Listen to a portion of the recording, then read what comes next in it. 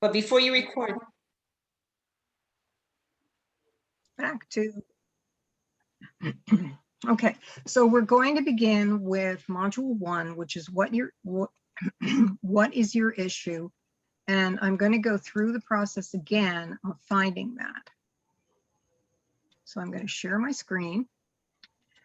The easiest way is to go to our website. Now, can you see that? yes. Okay, good. And again, I said yesterday, and I'll repeat, I always ask that. And I also try to remember to ask it when I show my presenter's notes, because sometimes I've blocked my whole screen with my notes without realizing that I was doing it. This is the homepage of our website, energizingyoungvoters.com. You can find the lessons 2 ways. Under what we do, if you go down to educators and community groups, or if you just click on the icon, educators and community groups. When you get to that page and you scroll down, you'll see a list of all of the lessons that are available for teachers. On the left are the lessons that we went through yesterday, with the exception of Vote by Design, which I'm going to do a training for tomorrow. And then the Student Voting Advocate Toolkit, which is available both in English and Spanish, and that will be Thursday's lesson. Today, we're going to do Fighting for the Change. And you can see each time you click the little plus sign, there's a brief description, and then you click on View Module, and you're at the folder that holds everything. You'll notice that in this case, there is a middle school version and a high school version. For the middle school, what we did was to combine modules 1 and modules 2, and then change the activity in it so that it was more appropriate for middle schoolers. What we're going to use today, though, is the high school and the college level. And when we get to the activity, I'll tell you what the change is. When you open the program, you'll notice that there are 3 slides this time that are hidden slides. These are the presenter's notes, because there are additional things in this lesson that are a little bit more complicated. For example, there are video clips. And in the first one in particular, you need to email us so we can add your email address to those video clips so that you can play them. Also, when you start to share your screen, you're going to have to make some changes in the settings on the screen so the sound can be heard. That's that one. This one contains directions for how you can use polls and Jamboards. And then this one is an important reminder that you have to contact us if you want to use the video clips and have the person hear the sound.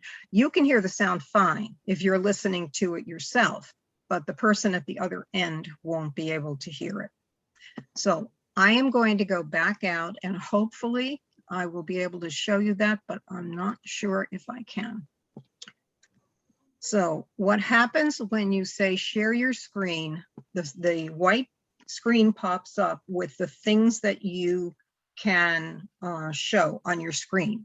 And in the lower left-hand corner, there are 2 little white boxes. One says share sound, and the other one says optimize for video clip. The important one to check is share sound, because that will let you see it. Then you can hit the share button, and you'll go back and you'll be able to hear the video when you're there. So I think you can see, again, that important reminder. Am I right? Okay. All right, let's get going.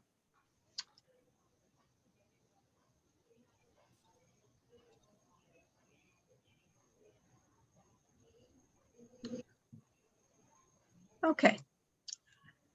In today's world, there are many young people your age, who would be high school and college, demonstrating global and national and local leaderships around really critical issues. Well, leaders do certain things, and there are many different kinds of things that leaders do, and there are many different individuals who approach leadership in different ways. There isn't just one kind of leader. So we're going to look at a couple of leaders. And what I'd like you to do while you're watching is to decide first, what's the action that he, she, or they wants to have changed, or what is the thing they want to have changed in society? And then what personal qualities do they have that seem to allow them to be effective leaders? I'm going to pause slightly in between each one of the video clips so that you can make a couple of notes for yourself, because we will be discussing these at the end. All right, now this is one of the examples. Do you have your chat boxes open right now? If not, I would appreciate it if you would open it. And we're going to be using that during this. Okay, so I am copying and pasting the questions that I want you to answer into the chat box, so you have them available while you're watching.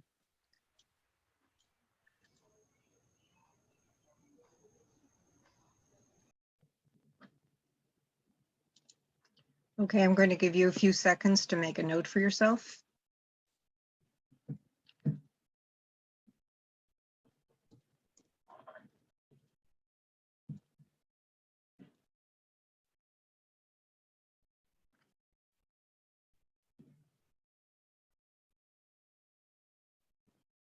And then let's go on to David Hogg.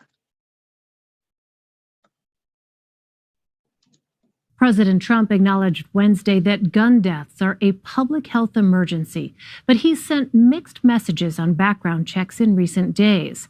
Now, some survivors of the February 2018 shooting at Marjorie Stoneman Douglas High School in Florida are introducing their own plan for sweeping gun control legislation. Our Paula Reed spoke with David Hogg, a survivor of the shooting and one of the founders of the March for Our Lives movement. She asked him about the group's proposal. What we're asking for is a gun licensing and registration system with annual licensing fees. What we're asking for is mental health services in our communities to address the 2/3 of gun deaths that are suicides in mainly rural and suburban areas that are never talked about when it comes to gun violence.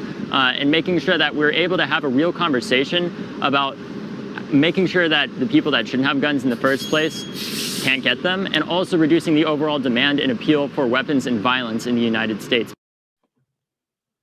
Okay, again, I'm going to pause for a moment. The questions are in the chat.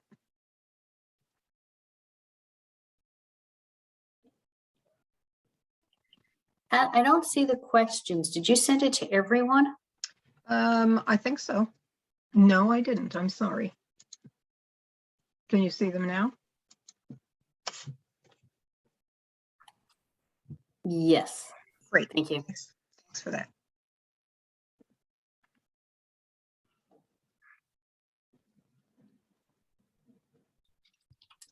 Okay, and the next person is Ashton Mota. We need to ask ourselves, how decent are we really?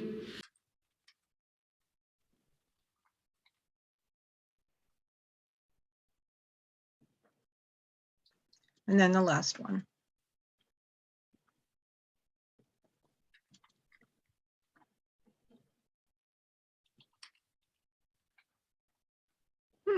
Seven names. I'm What was the message? You said from the beginning you had 7 matches, 7 masks, 7 names. What was the message you wanted to send, Naomi? Well, what was the message that you got was more the question. I feel like the point is to make people start talking. What were you most gratified about the awareness that you raised? I mean, for me, I've been inside of the bubble, so I'm not really sure what's really going on in the outside world. All I can tell is what's going on social media. And for me, I feel like, you know, the more retweets it gets, or that's so lame, but, you know, the more people talk about it.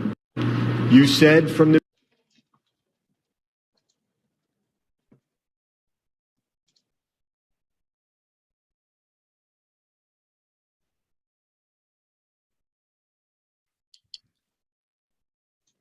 Okay, let's have a little discussion. What did you notice? What were some of the things that oh, let me back up just one second.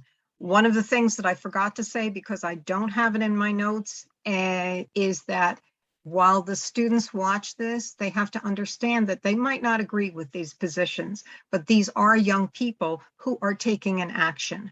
And if anybody has a suggestion for somebody that we could use a video clip from that holds a position that is more aligned with their own, they should email us at energizingyoungvoters.com, because we will make adjustments to what's in this program. But anyway, back to what you got. You can just share aloud. You don't have to write it in the chat box or anything else, but tell me what you observed during the presentation or during the clips. Anybody? Each one of those students is very resolute, and they are concerned about not just themselves, but with society in general and their intimate society around them. They can't hit the whole world, but they can work within their own sphere of influence. Good point. Anybody else? I think each of them from what makes them an effective leader is, instead of sitting around talking about the issues or complaining about them, more or less, each one have gotten up. They have a audience for themselves and are speaking about it and giving actual examples of things that can be done, and really doing versus talking. Okay. How about other observations? Yeah, and a couple of them were calling out the adults, like, yeah, you want the world to be better for your children, and but you're not doing anything, you're just talking about it. So they're becoming the example, the role model for us to follow. Good point. I think they're willing to challenge the people who they were speaking to, and those were different audiences, but they weren't shy. They were also pretty good speakers, I thought, given their ages. Anything else before we move on? Okay, so those were really good observations. The point that we need to make is that you don't have to be old. You don't have to be really experienced. You don't have to be enormously courageous. And one of the things that I think it's important to know is that some of these people, for example, Greta Thunberg, have really big issues that they're dealing with on a personal level. Greta has been diagnosed with autism, and a part of that which keeps her from speaking unless she wants to say something, and then she speaks. So that's a pretty big issue to be dealing with, and yet these young people still have stepped up and made a point. And something that I'm going to share with you that I didn't know until just this afternoon, because a friend posted it on Facebook. There was a letter to the editor. My name is Julianne Spire. I'm 12 years old, and I'd like to inform you of how offended and disappointed I am. Can you see that? Yes, I saw it on Facebook yesterday. Yeah. So, and this is not a new comment. It was from about a year ago, but this is a 12-year-old who's making the point that a person who was commenting on the people in the parade said the Boy Scouts are future leaders of America. And then he said the Girl Scouts are just having fun. She said, I found this comment very sexist and patronizing, and I'd appreciate it if you would help me let other people know how much this kind of thing happens and how bad it is. It turns out that this young woman, a Girl Scout, a young Girl Scout, has not done only this, that she also took action about masks, and she took action about something else. So she doesn't sit quietly. She's one of these young leaders who can certainly make a difference in our world. Okay, back to this. I'm going to include that in the future slideshow somehow. So, but I just found that today, so I wanted to make sure that you got it. Okay, so what's your issue? There are so many things happening in the world today that it's almost impossible to keep track of. It can be completely overwhelming at times. Let's take a look at some of the issues that students before you have suggested were important in the world today. Jobs, racial justice, healthcare, the environment, immigration, education, war, and there were others. What are one or two others that you can think of? And again, you can just speak out. Guns. Okay. Somebody said it before when we were in, oh, Melissa. Oh no, yours were the masks. I kind of gave it away. The issue of masks today is another one that could be there. Anything else that you can come up with quickly? Vaccines, whether we should get the vaccine. Good. Okay. So you're right. There are many other issues. And when we talk with students, it is okay, no matter which side they come out on. So if, for example, the vaccines question came up and somebody said, it's not fair that everybody is not getting the vaccine because it's going to make it bad for me because I've had mine. Or you might hear a student say, it's not fair that everybody's trying to push the vaccines. I have a right to make this decision on my own. That's fine. And if some other student comes up and says, well, that's ridiculous, you stop everything and you say, remember, that's true for the person who's saying it. You don't have to agree. You have to listen respectfully and then move on. Okay, so moving on, it's impossible for a single person to have a substantial impact on every single issue that's facing our democracy. But you can have an impact on one issue without becoming burned out. Think for a minute and narrow down these possibilities to one or two things that you feel you are most passionate about changing now. All right, and now this is one of the examples of a time when we're going to use a Jamboard. You can see up underneath the pictures, what is the cause you'd march for? There is a link there that will take you directly to the march, the Jamboard. But when I'm working, I have a copy of that link in the teacher's notes. And I copy that, I put it in the chat and paste it, and then click on it. And you should be able to click on that and get to the Jamboard as well. So try doing that now.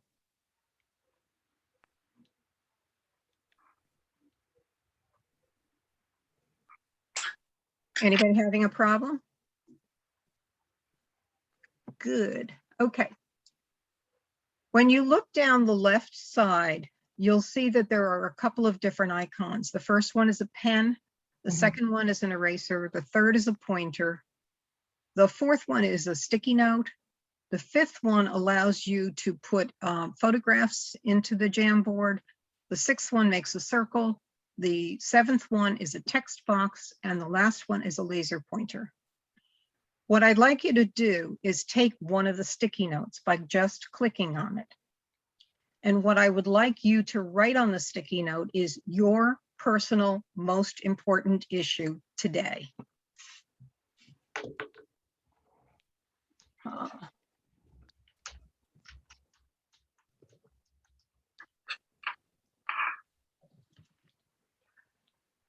And when I click, mine appears on the board and I can move it around. That's one from before. Whoops, I'm gonna take those out. I'd like you to grab a sticky note and do the same thing for yourself.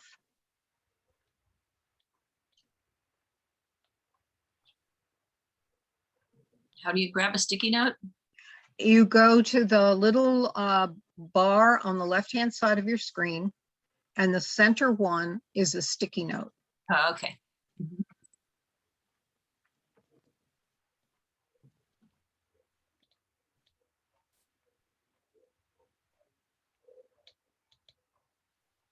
And it's not doing anything. Did you save it? Did you click it? I clicked it, yeah. Mine too. Mine keep kind of disappearing. Oh no, now it's here. It's kind of weird. I clicked it, but I can't get anything to come up. Pat, did you click on the link that was in the chat box, or are you just seeing what's on the screen? Well, I clicked on the link and what I got was the gridded board that says, what is an action people can take for a cause/issue? Okay. And I can, and I can click on the thing that's the sticky note, but oh, there, now one's come up. All right, that's mine and that's on my screen. So see if you can do the same thing on your screen right now. And if it doesn't come up, I'll put one on for you. Nothing comes up. Okay. Tell me what your issue is.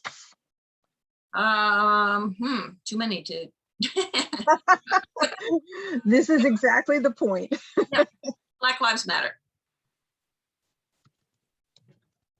Okay. All right, I have one of the voting rights. Is it on your screen? Yes, I have voting rights and I have voter rights. So there are two of them. Okay, is there anybody else that's stuck? No. Okay, so this is the way the kids can put their personal thoughts on something, and they can actually collaborate with one another on the board. So it's a good technique to use as a teacher if you're trying to get kids to brainstorm, or if we'll use it again later and you'll see something else that we can do on it. And Pat, I'm hoping that you're going to be able to use the Black Lives Matter one at that point, but we'll get back to there. We'll figure it out. Okay.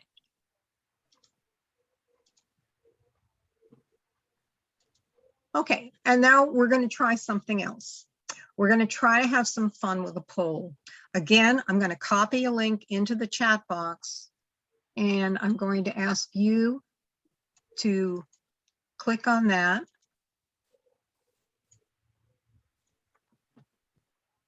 Okay, click on the one that says HTTPS forms.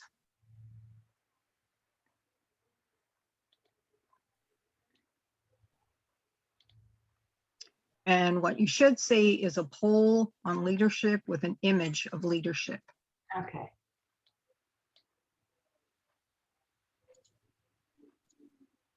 Everybody got it? Mm-hmm. It's gone away on mine. I saw it for a minute.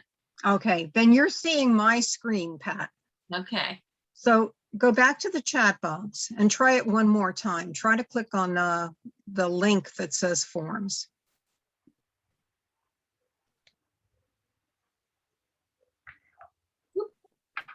You getting anything? I got it. Yes, it's on there now. Right. Okay, good. Let's see if it works. Okay, so can leaders exist if no one follows them? You have the chance to answer yes, no, or maybe on the form that came up. So click on your own answer.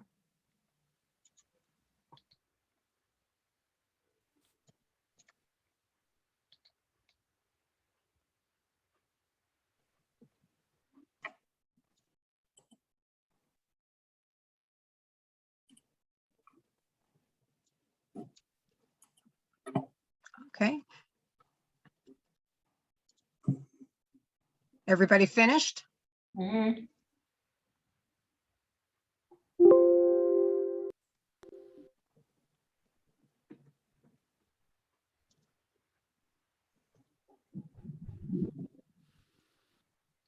So I hit submit, and poll leadership, your response has been recorded.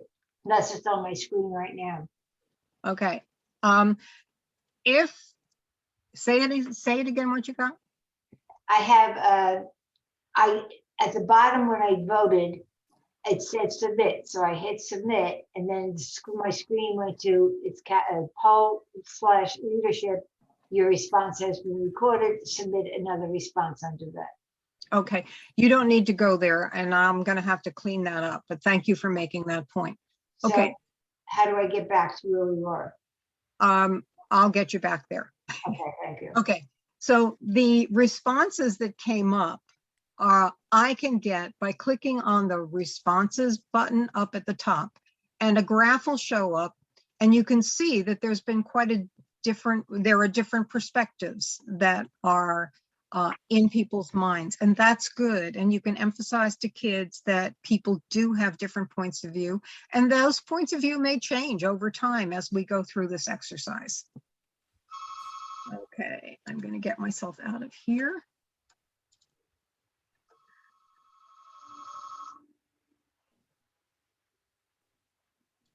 And go back so I can see all of you and have my speaker's notes.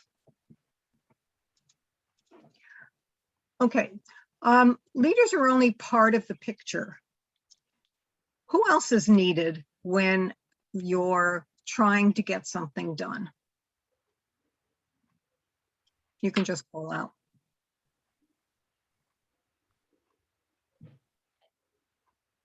An appropriate audience. Okay. Other ideas?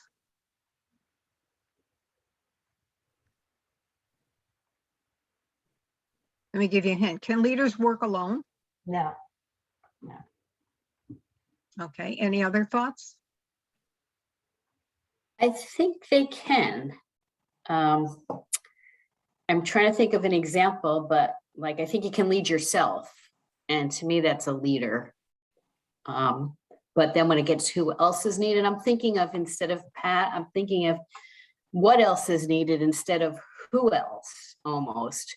Because the what that I'm thinking of is what it is you want to change or move or impact, I guess. And I don't know if that's necessarily, this is what I'm trying to play around in my head, and that's why I didn't answer. I don't know if that is a who or just a something, like what you're trying to impact. That's a good point. Maybe my question needs to be revised. Good. Any other thoughts before we go on? Okay. Well, generally, a person has a hard time exercising leadership if there's nobody who is going to support them in some way, shape, or form. It may be a followership, or it may just be at the beginning some other person or organization that is willing to say, yeah, we'll help you out, we'll guide you.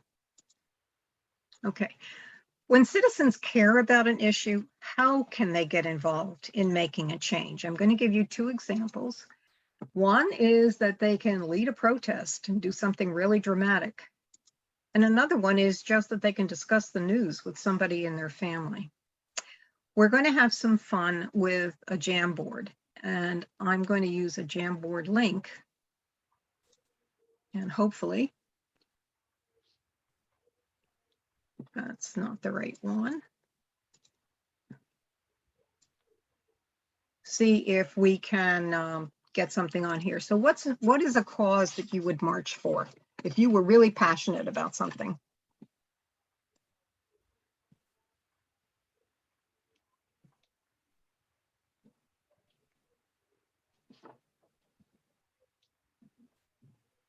Okay, that one's bombed.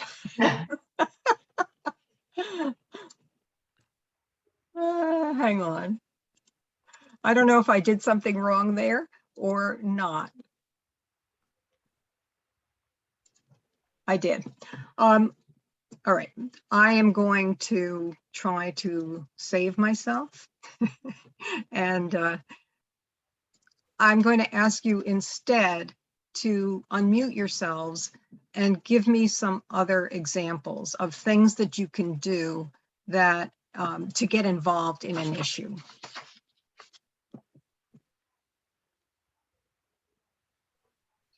Join an organization, volunteer. Okay. With legislators or decision makers. I'm sorry, that was kind of garbled for me. Meet with legislators or decision makers. Great. What else?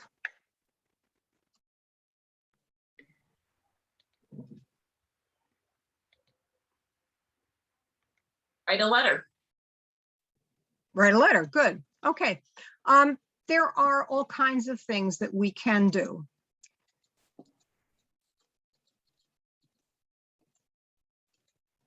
But how do we do them? You want to make a difference. Where do you start? There are a lot of different levels of government, and each level responds to different things. And you should pick the right level for what you want to happen. Some issues are dealt with on many different levels. Consider the environment, for example. On the national level, laws are passed governing pollution for large interstate corporations, or financial subsidies are given to certain companies that will improve energy resources. On the state level, laws are passed to protect our beaches and to protect our parks or create parks within a state. On a county level, recycling cans might be placed in county colleges or at county parks. On the municipal level, plastic bags might be banned in businesses, and that's happened in several places around me. And even at the school board level, there are places where they might switch, say, from plastic straws to paper straws in the school cafeteria. So who makes the decisions about your burning issue at each level? Well, at the national level in Washington, it's the president, the senators, and the House of Representatives.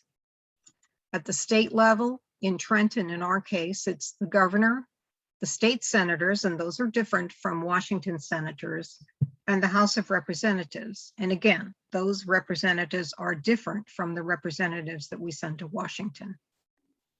At the municipal level, at your town level or city level, it's the council people and the mayor. At the county level, it's your county commissioners, and in New Jersey, those were formerly called freeholders, but now they're called commissioners here too, and the sheriff and the clerk, and there are a couple of others that are elected positions. And at the school board member level, whoops, sorry about that. At the school board level, it's the local elected community members who make the decisions for you, and generally they elect their president and their vice president. You have more power to make changes at more local levels, like your town or your county. You can find out when your council meetings are held, and you can watch, because many of them are available online, or you can attend them. And I want to make the point that even just your presence, even if you don't speak a word, you can be a powerful influence, since most people don't attend. So it shows that you really care. Now, there's an option here as a presenter where you can have a Jamboard come up and students can try to fill in the names of their representatives. You have to try to fit this generally into a class period. So if you've got a longer class period, like if you have block scheduling, that's a fun thing to do, because most kids don't know their representatives, and then you can send them to the website for your state or the federal government where they can find out the names. But we're not going to do that today because I won't get to finish up if we don't.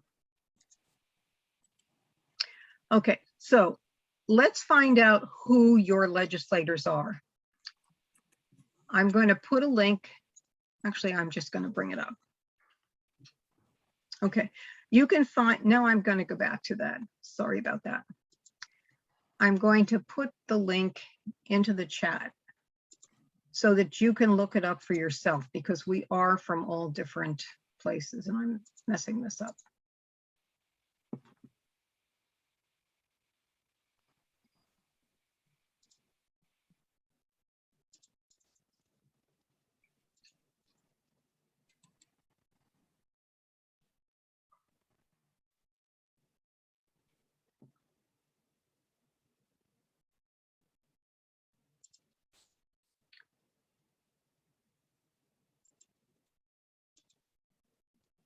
Okay, here I'm back where I needed to be.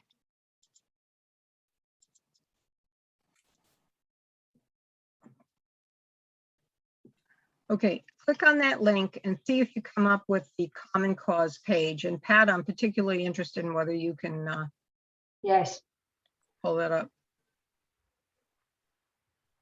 Okay, I got it. I got it too. great. Okay, all right. On that page, this is my address, and I want to show you how it works. So I get the president and the vice president. I get Cory Booker, and Robert Menendez, who are the senators here in New Jersey. And then because I'm in District 4, I get Chris Smith to come up. And then the governor, the lieutenant governor, the Vin Gopal, Eric Hotelling, and Joanne Downing, the Monmouth County Sheriff, and so on. So all of your representatives are there. What I want you to do on the link that you put up is to change your address. Put in your personal address and you'll see your own representatives come up.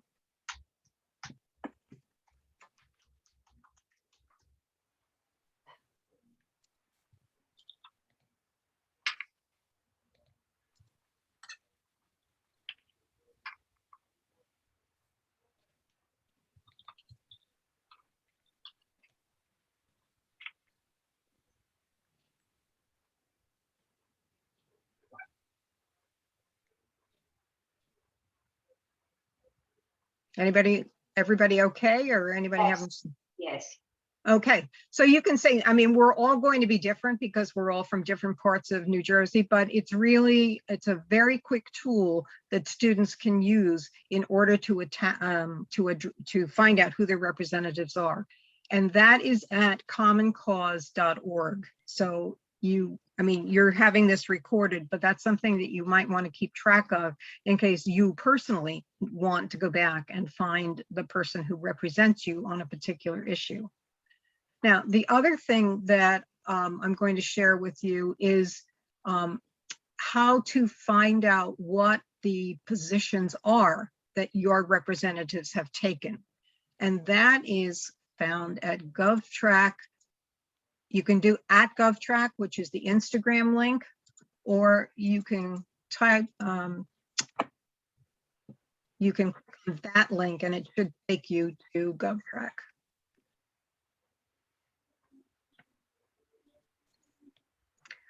And again, you can put in your personal address. If you scroll down.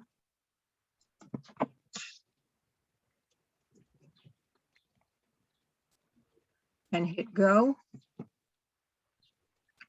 And you'll find each one of your representatives, and you can click on legislative profile and get alerts, and you'll find out what your representatives have voted on recently.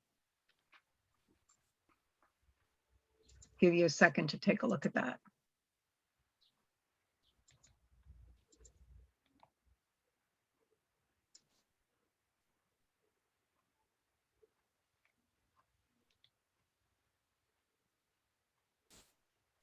And then there's another link that's really interesting for kids to use.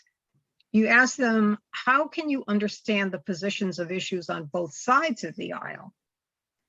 And you have to remind them that the positions that they hear are individual positions, but generally they will reflect the party that they belong to pretty closely. It's called a starting point. And I'm going to give you the, whoops, there we go. All right, and I'm going to give you the example of of climate change.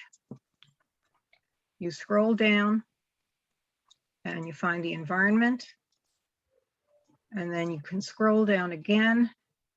And I'm going to say, let's see.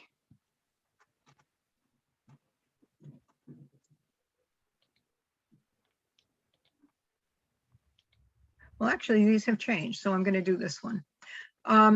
I try to look at this ahead of time and find a shorter clip on each side. So if these happen to be longer, I'm going to stop them after about 30 seconds so that you can just get the idea.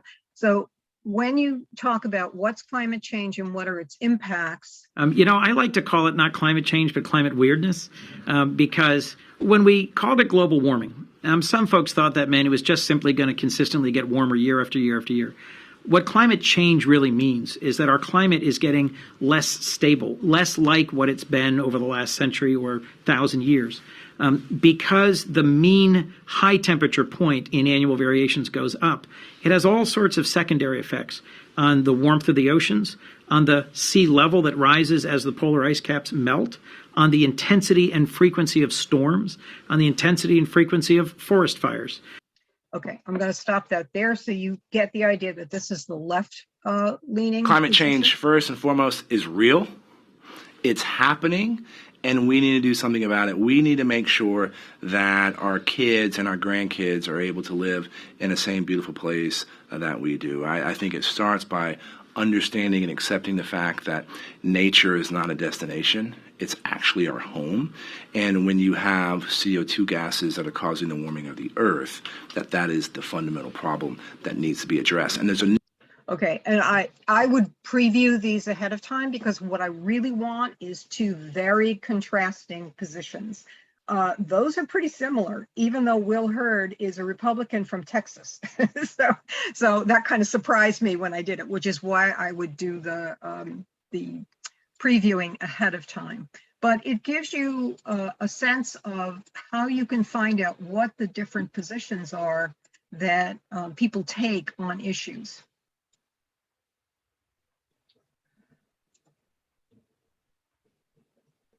All right, now, those things are like national and state level issues. The environment happens to be a national, but there's nothing in here that tells you about local issues, like what's going on in your town or what's going on in your county. So how do you think you would find out about those?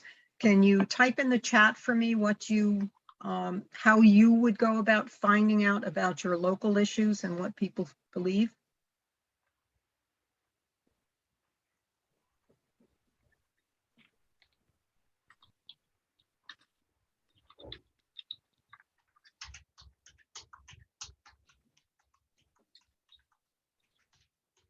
Searching the internet.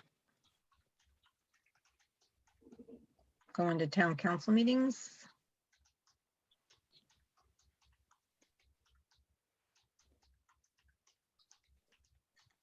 Reading the paper. All right, well, you're also smart. I can guarantee you that high school and college students wouldn't necessarily come up with all of those. So what we do is encourage them to, first of all, find out what their state and county legislators are. And you already did that on the previous screen. And then find out where they stand on the issues of the day. Listen to people on both sides. And for the local and the county, the local and the school board level, you can go to meetings. And even if you can't attend in person, most of them are held virtually now. If you can't get to the meeting and you miss the virtual meeting, many of them are recorded. You can also go back and you can read the minutes. And if you have the opportunity, you can actually go to the work sessions and you can find when those meetings are and when the work sessions are by looking at the calendar on the website. When you go to a virtual meeting, you can make an appointment or you can ask for time to express your views. If you go in person, there's what's called a public session, and you can ask questions or you can make your own point of view known. You can read the minutes if you can't be there. You can read the agendas ahead of time and the minutes if you can't be there, but that way you'll know what was discussed. And like I said, you can go to work sessions. That's where the real talk takes place. That's where the real decisions are made. You can't talk when you go there, but you can listen. And then when you go to the public session, you have in your mind what is likely to be the basis on which people made their decisions.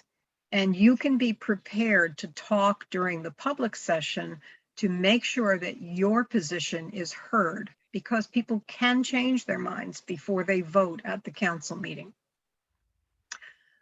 One of the things that we emphasize to students is to begin small. Try to begin locally, because that's where you have the greatest possibility of making the greatest impact. I'll give you the example of Greta Thunberg again. She did start small. She actually began by persuading her parents to adopt lifestyle choices that reduced their own carbon footprint. And then in August of 2018, when she was 15, she started spending her school days outside the Swedish parliament to call for stronger action on climate change. She sat there and she held up a sign in Swedish, obviously, but that said, "Schools strike for climate." Other young people saw that she was doing that, and they began to engage in similar protests in their own communities. And then together they organized a school climate strike movement under the name of Fridays for the Future. So by starting small, her influence expanded over time. Okay, that's a lot. It's a lot of information. It's a lot of thinking that you have to do. And you're probably wondering if you can remember it all, or even if you personally can do something.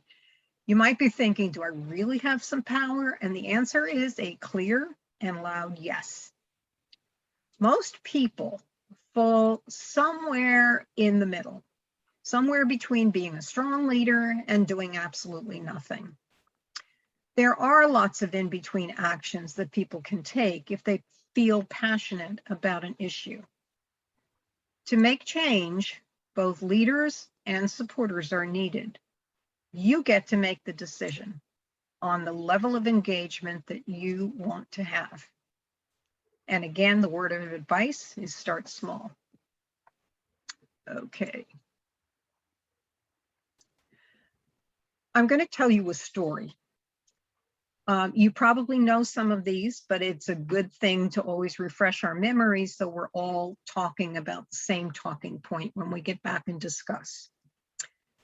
In the results of the 2016 election in the United States were a surprise to most people. Many people who had felt that Washington was broken were delighted that Washington, D.C. was going to change.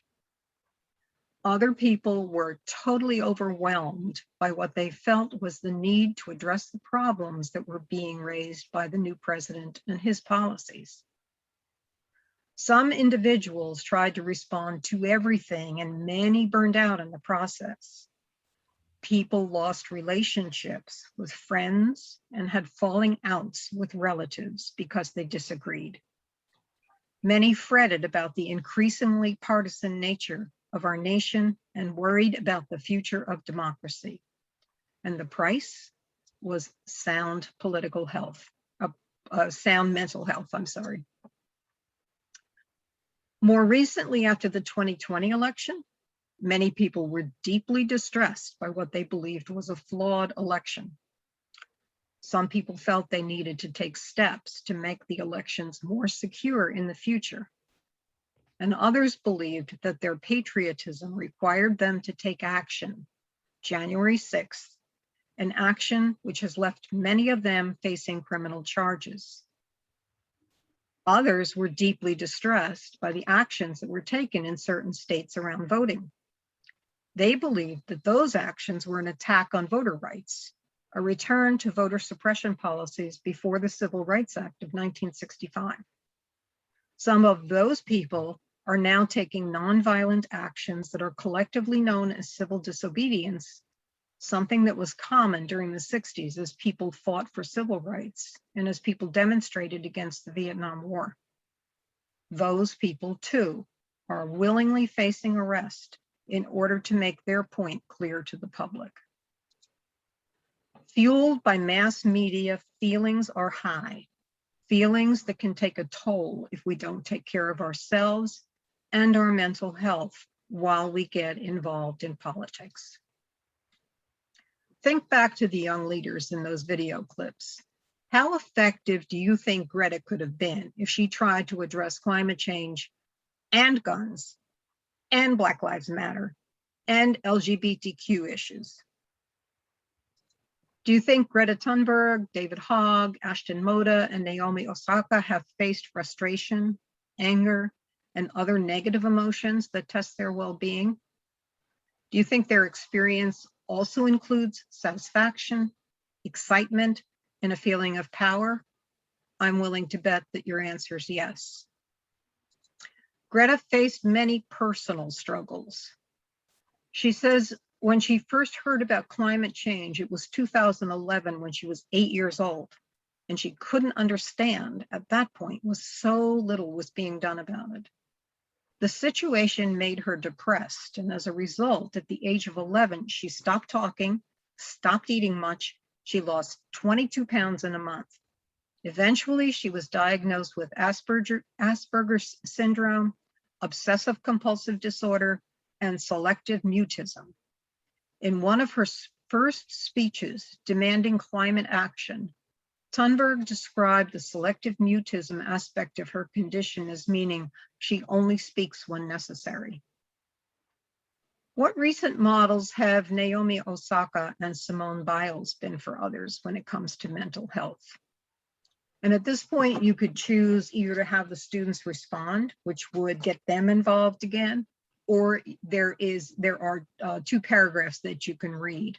I'm going to read them because I'm using up too much time right now. Naomi put her mental health before gaining press coverage, and as a result, she actually got both positive and negative press.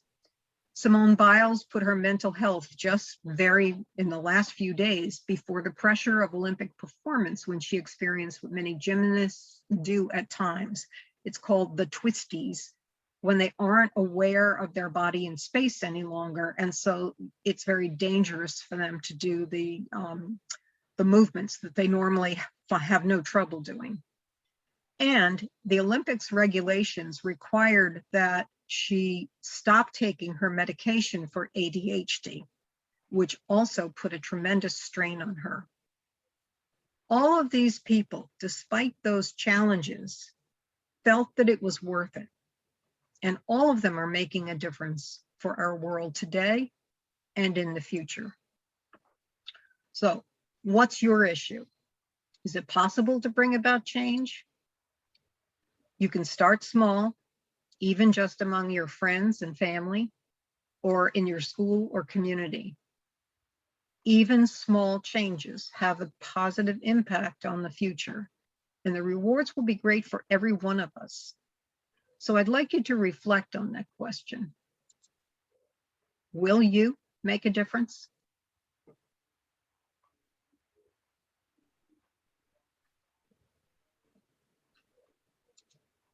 All right, and I gave wait time there to allow people to really begin to reflect for themselves. Okay, if you decide to do this and you need help, we're here. Here's where you can find us. We have a website, and on the website, there is a contact us form. And the other way you can find us is by emailing us directly, and it's all energizingyoungvoters, all one word, @gmail.com. I'd also ask you to please like us on Facebook and Instagram right now, if possible, if you've got your phone with you. It helps spread the word about the positive things that young people, young voters can do in the world today. Right now, I think we're up to about 250 likes, and I'd love to see that expand. Okay, so I hope that today you have kind of narrowed down your issue. You know the different levels of government that you can impact, and you have a sense of whether you're ready to be a leader or a supporter. Are you ready to make change happen? You can learn the how-tos in Module 2, I Am the Change. Now, there is also a feedback form, and the link is both on the slideshow, and that's for the benefit of people who may not use the teacher's notes, and it's also in the teacher's notes. What I'd like you to do is click on that and take a look at the form that's available for students. And I'd like to ask you to actually fill it out now, if you would, to take a few seconds and do that. Actually, not seconds, a minute or so.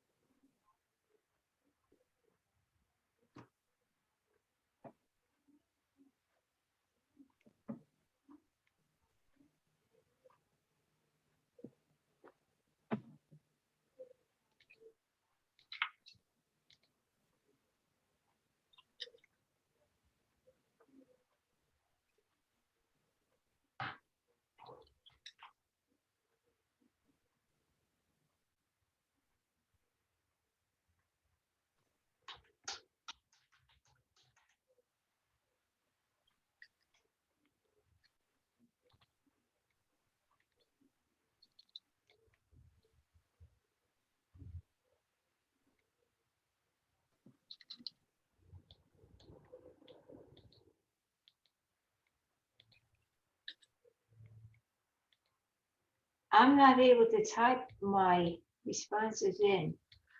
Did you click on the link to get to the forum for yourself, or did you just try to do it on the screen that I'm showing? Okay, so if I go to the chat box, I go to Google. Google Yes. Forms, right. And if you click on that. Oh, there's, okay, now what's your issue? And then there's a series of questions.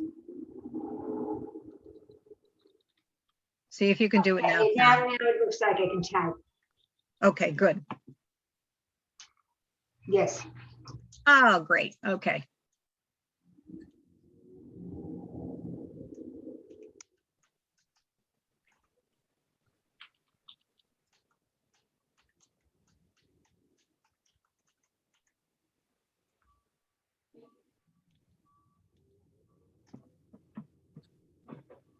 Okay, from the teacher's end, I can see right now that one person has completed the responses. So you get a sense when the class in general is finished doing this.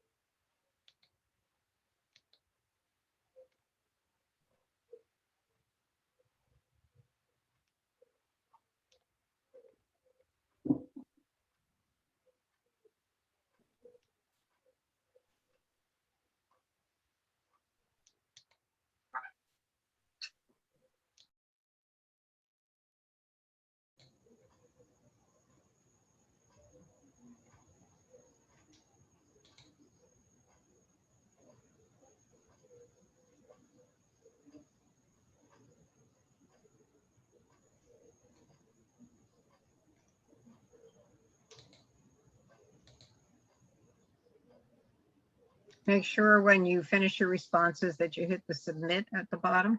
I did. Okay. Okay. I'm going to go to the responses now. If you haven't finished, you can finish and your responses will still be included.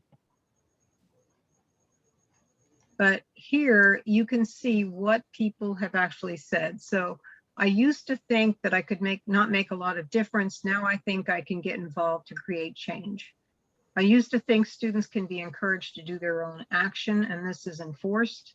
I was too insignificant to influence anyone. Now I know I have a voice and someone may listen to me. And I'll tell you, those are the kinds of responses that we got from the students in the pilots that we ran too. So that makes me feel very encouraged.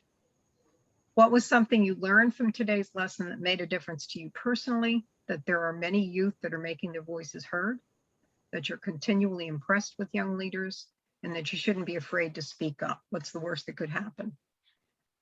And then what's the most important thing in this lesson that all young people should know? That you and your voice matters. Anybody can be a leader, find a passion.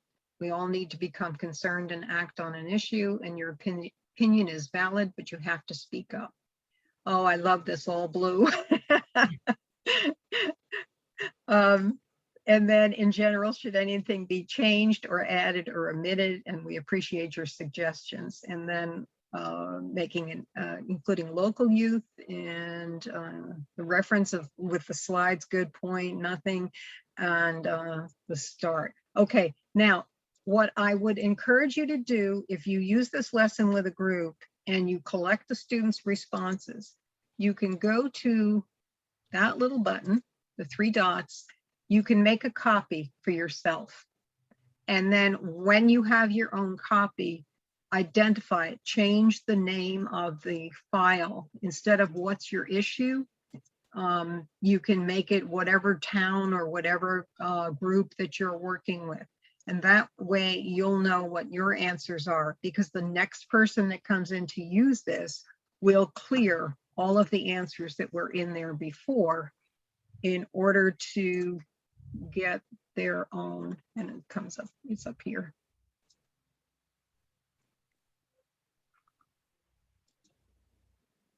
So you can delete all the responses that were there. Now, I'm not going to delete them because I am going to copy them for myself. And I'm just going to add today's date, 0320. And then be able to remember what you said at the end of it. And now then I'll clear it. Okay, so let's have some time for discussion before we go on to the next. I'm going to stop sharing my screen so that I can see all of you at the same time, and let me know what your thoughts are.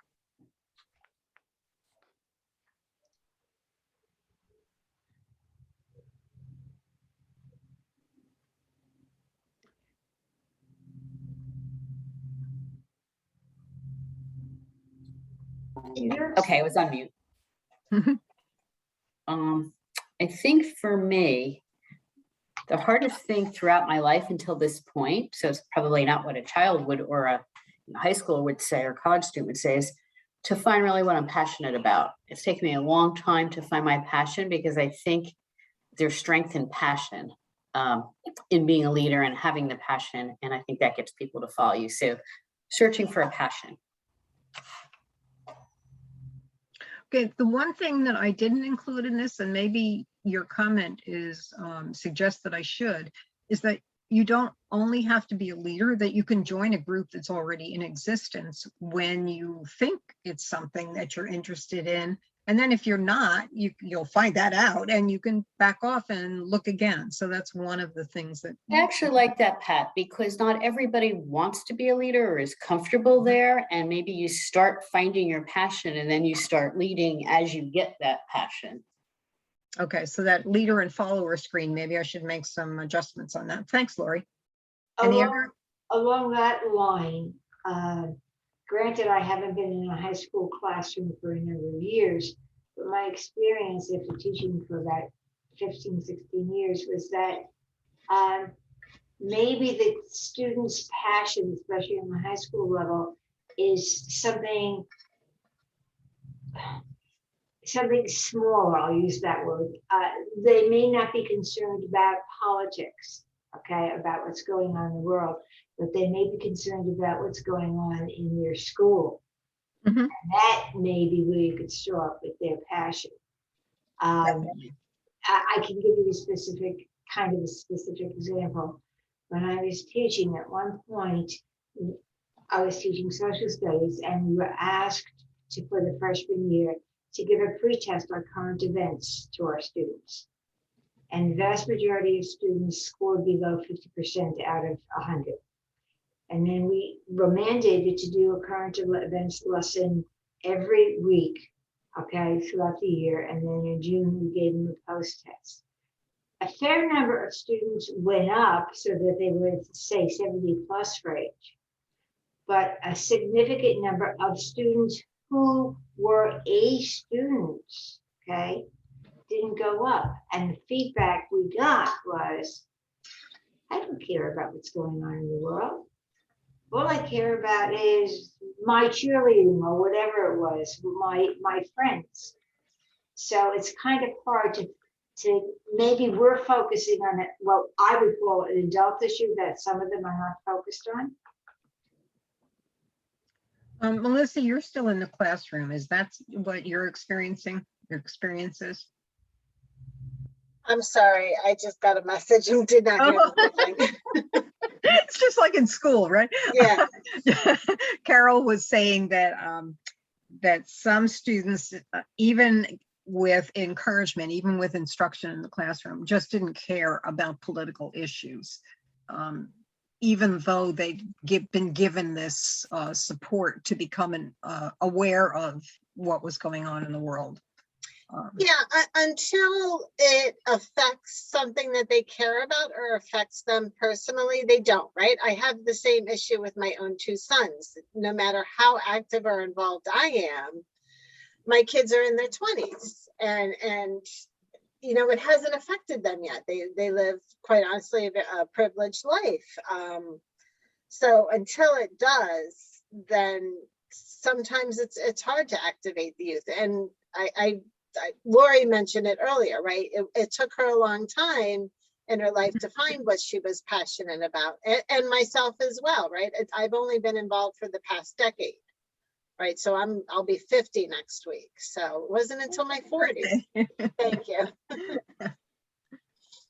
Okay, Kaylin, I'm not going to put you on the spot because you don't have to answer. And I know that you weren't put in the class. You were just going to observe. But if you have any thoughts while we're going through this feedback part, I want you to feel free to jump in. But like I said, you don't have to do it now. I'm just giving you that piece of information.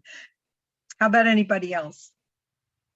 Well, one of the things that I think about it relative to the teaching that I did and haven't done for quite a while yet was we were always working towards a culminating project in which kids were supposed to find something that they were passionate about and then design a way to deal with it. And that was what I was teaching, was design. And I always kind of found that it really helped. I'm the one who said that I liked stories as a starting point. And I found that there were a bunch of people who were sort of like me, and then plenty of people who weren't like me, but who really resonated to a real good story that captured their attention and imagination and, you know, showed them somebody behaving passionately and suggested, you know, a model for, where an important idea in somebody's life kind of bubbled up from, and then what they did to do something about it. And then after that, I had a model of how you do things that was personal to me. And then I would try to think about something in my life that could rise to that level. And I sort of had a roadmap for, okay, what I might do about it. There are other kids who just, you know, they just said, okay, what is it you want me to do? Just tell me what the result should be, and I'll figure out a way to do that. And did they care about it? Not particularly. They cared about the grade. So I don't know. I mean, I'm thinking about different kinds of learners that you're going to run into in this sort of situation. But I do think that, you know, I think of all the kids who have gone to see Hamilton and weren't interested before, and now are like, you know, crazy and all the words and all that kind of thing. And I just think, you know, I think knowing all of those, the procedures that you should go through and the people who are making the decisions and something like that, for me would follow catching my imagination. Okay. So maybe what you can do for me is shoot me an email when this is over with that idea, because that's more complicated than I can make notes of real quickly here. And that's true of anybody else. If you have thoughts after today that I need to be aware of, please make sure you let me know, because it really does help to improve each one of the lessons. These Fighting for Change lessons this fall is the first time that they're actually going to be taught in classrooms on a regular basis. They have been piloted, and there have been changes made to the original based on feedback, like what I'm getting from you now. So we do use feedback. It really is important because we want these to be as effective with kids as we can possibly make them. We do get feedback from kids too. We have a Young Voters Advisory Board, and when curriculum is written, we send it to these 9 young people who are all different ages from 16 on up to about 25 now, I guess. All different races, all different levels of education. So we get some really legitimate feedback from them. And we take that very seriously as well. So Are those the kids on your website who yes. talk a little bit about what they, because those are kids you've gotten, you know, they're really, so whatever you're doing, you clearly doing it right for a bunch of them. Well, we do have some good kids, and we are going to, we're now at the almost 2-year point, and they have 2-year terms, and they can re-up if they want, but we also will start to include other people who have expressed an interest since then. We have one young man in particular who is a member of a group, and he and the group proposed A5666, that's the Assembly Bill A5666. They have a Democratic sponsor for it.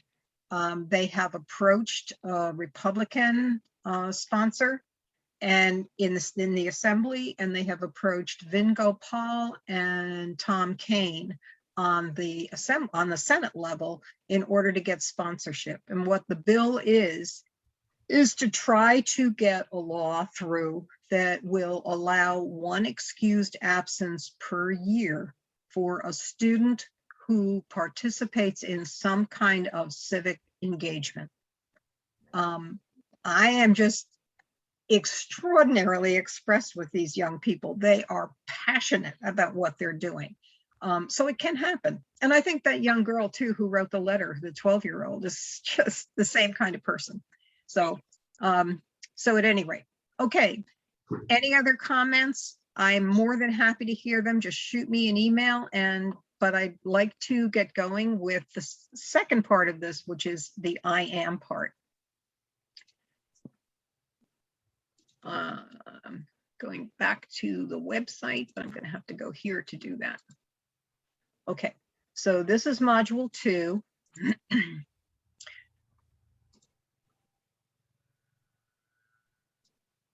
And again, you'll see that there's the middle school version because it's been combined with module 1, and it's in both places on the file, but we're going to use the high school and college version. And again, you'll see teacher's notes because there is a video clip in this presentation as well. And so you need to make sure that you set the sound so that people can hear it, which I'm going to have to do because I didn't do it before I had you. So give me just a moment.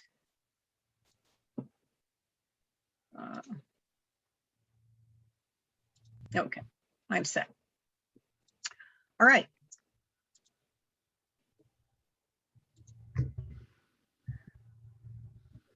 All right, so we start with the same League of Women Voters stuff if the kids haven't already experienced the Fighting for Change Module 1.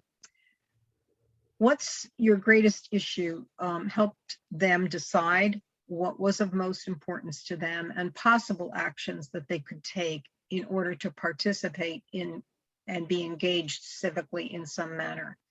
This module is intended to empower the students, whether they choose to be leaders or supporters, by giving them action steps that they can take in order to contact their representatives at either the state or the national level. So we're not working at the local level now, we're giving them like the next step up. In the middle school version, we talk about addressing people at the school board level, and we have the kids draft a letter cooperatively that will ask the school board president to bring it up at a school board meeting that they would like to have a civics class in their school. All right, so the essential question today is, how do you exercise your power and your knowledge in order to bring about change in our society, whether that's doing it as a leader or as a supporter? The definition of civic action is the things that people do in order to defend democracy and bring about change. And this can mean anything from registering to vote and voting through more dramatic actions like planning a demonstration or participating in some nonviolent civil disobedience. Civic action is a process, and you're going to learn how the process works. And it requires a plan, and you'll learn how to make one. The acronym I AM, which is the title of this lesson, neatly becomes I am the change, whoops, because, and Gandhi was the one who actually said that. What do those three letters IAM stand for? Well, they're the three basic steps. They're inform, act, and maintain. All right, let's look at information first. It's really, really important to emphasize that they have to get reliable and accurate information before starting any action. So ask the students, where can you find reliable and accurate information? Would you please put some of those ideas into the chat?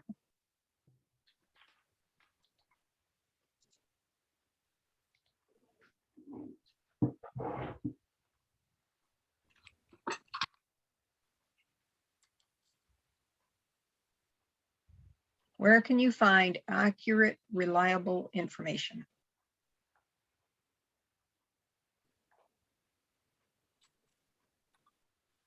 Research.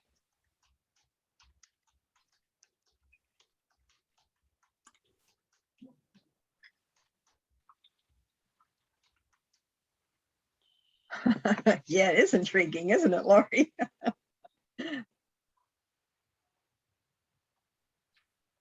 Anybody else?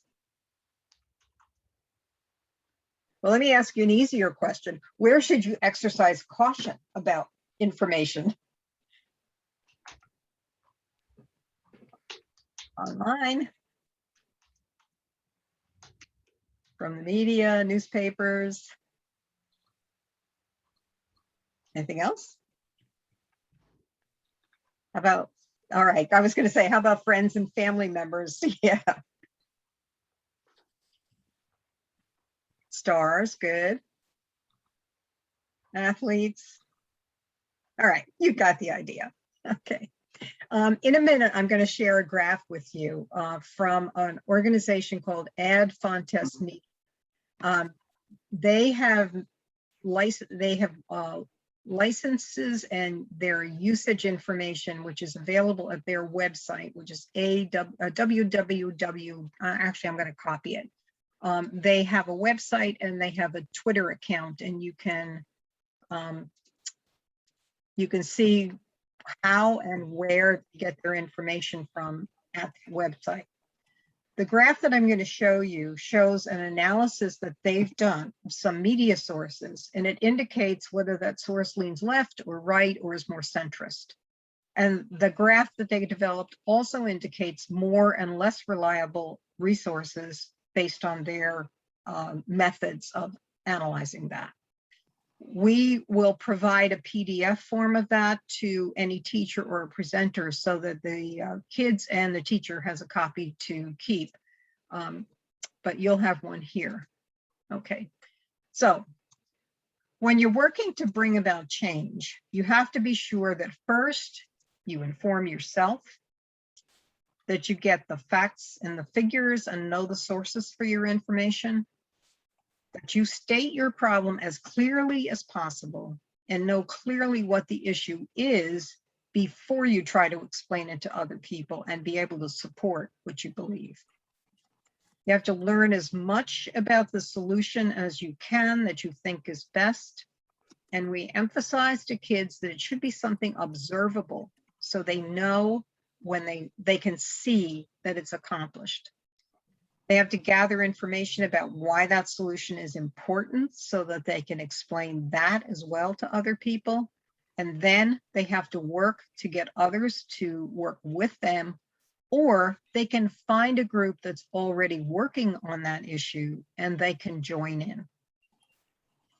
Okay, This is, and what I do normally is talk about the two axes on the graph first before we look at the stuff that's in the middle, because we want students to be sure that they're reading and understanding the stuff that's there. The reliability or accuracy indicator is shown on the vertical axis from top, meaning the most reliable source, and they've analyzed it as AP Reuters, down to the bottom. And they've analyzed that, in their opinion, it's both the Inquirer and a place called World Truth TV. The bias is shown on the horizontal axis at the bottom from left to right, showing left-leaning, centrist, and right-leaning sources. Their opinion is that the most extreme left source is Wonkette, and the most extreme right sources, and there are two that seem to be pretty much the same, Punch and InfoWars. The green dotted box at the top and the middle of this graph indicates their analysis of the most reliable resources. And that means they have original fact reporting and complex analysis based on those facts. The tan frames to the left side and to the right side indicate hyperpartisanship, the most extreme sources of information. The yellow box in the center of the graph indicates sources with mixed reliability. And the yellow box at the bottom indicates sources that provide only selective information or incomplete information. And the brown box at the bottom indicates that the source most often contains inaccurate or fabricated information. Now, the next slide, I took the green box and I enlarged it. Because it's enlarged, it's blurry, but you can still see better what's in that green box because it's larger. I asked the students, do you understand what the names of those sources are that only provide a branding image? If you have a question about one of them, what is your question? And I give the example of WSJ. WSJ stands for the Wall Street Journal. Is there anything else that is confusing to you?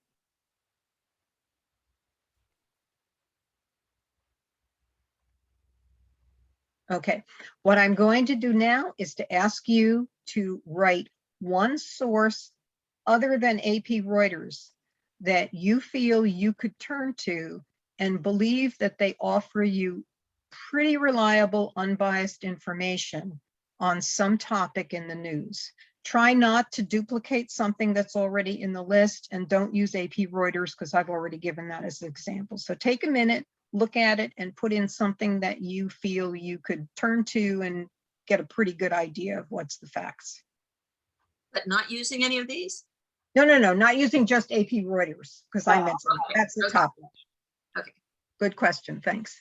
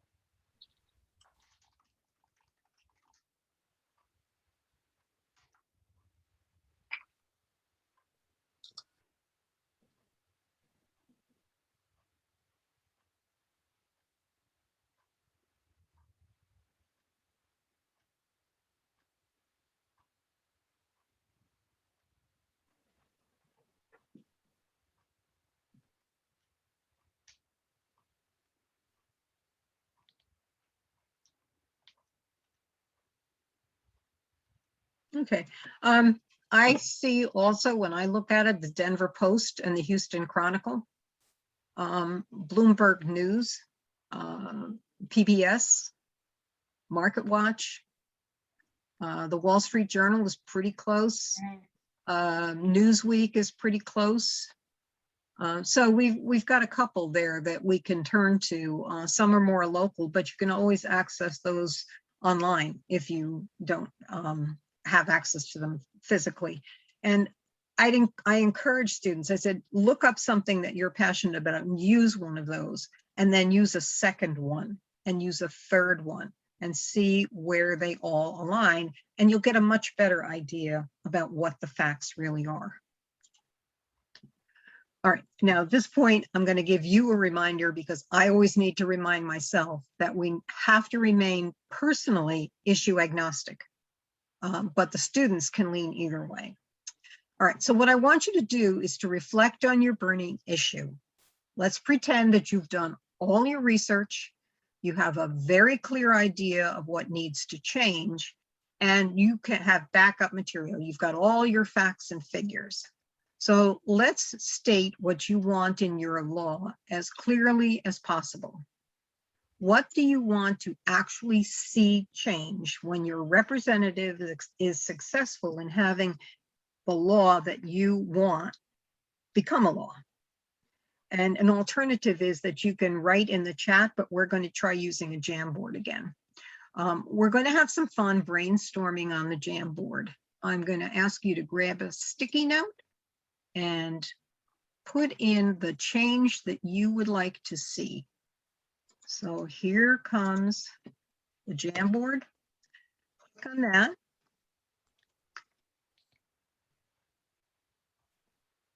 And that's mine. Civics should be taught in school. So again, you can grab a sticky note, you can write on it, and then it will show up on the screen. You can also change the color of it if you want. You can see that I did.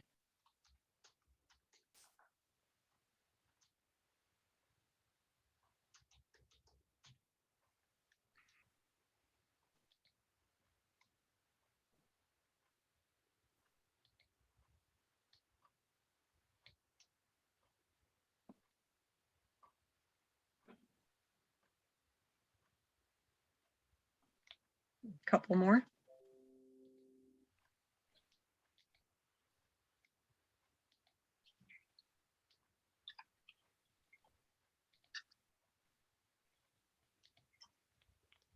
Okay.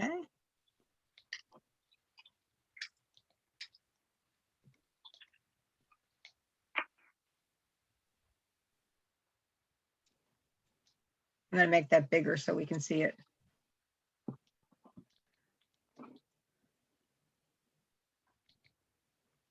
Have any more? Okay.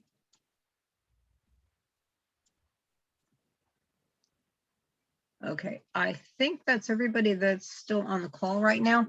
Okay, so if we look at those, I'm going to use mine as an example, and then I'm going to ask you to think about yours. Civics should be taught in schools is really broad. And in order to be able to really see what I want to see, I'm going to try to narrow that down a little bit. And it's easy for me now because the law just did change in New Jersey, so I can be more specific. So instead of just saying civics should be taught in school, I'm going to edit that. I'm going to say civics should be taught in middle school for one semester between grades 6 and 8. It should include information about how the government works, but also how they can get themselves involved, how they can take an action. Okay, so when I put that up, it's a whole lot more specific, and it's something that I really can see at the end. So what I'd like you to do is take a minute, take your own and edit it so that it is as specific as possible, so that when that law is changed, that you can see that you got exactly what you want.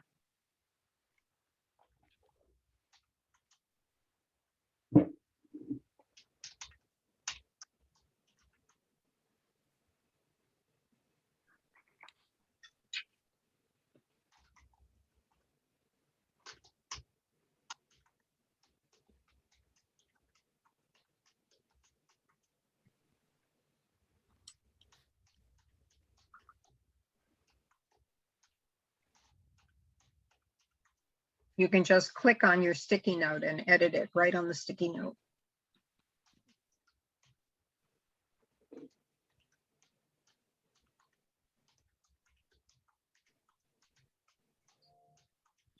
And it might begin, a law should be passed that. I can't click on mine and do anything to it. Really? Or maybe if I double click on it? Yeah. Did that work?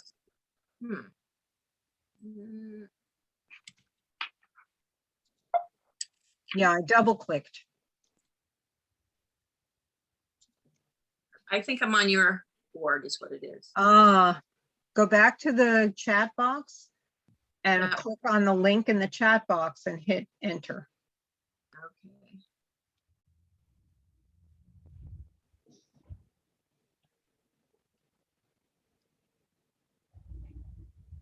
Wait, which is it the add fonts? No. No. Whoops. Trying to make this Up big. further than that.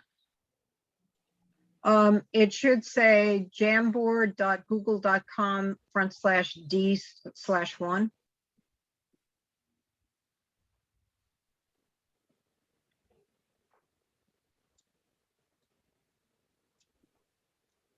Oh, yeah. Okay, got it. All right. Okay.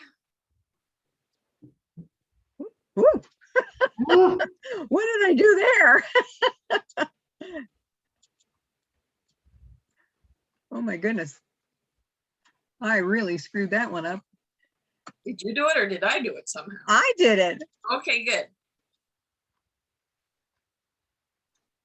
I'm looking for the top corner. Click on it, maybe. I think it was mine.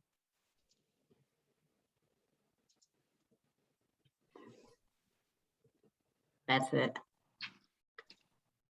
I'm still getting it too big. I did something when it hit the screen. All right, I am just going to narrow yours or move yours down. No, I can't do that. Let me see if I can do something with it. Edit.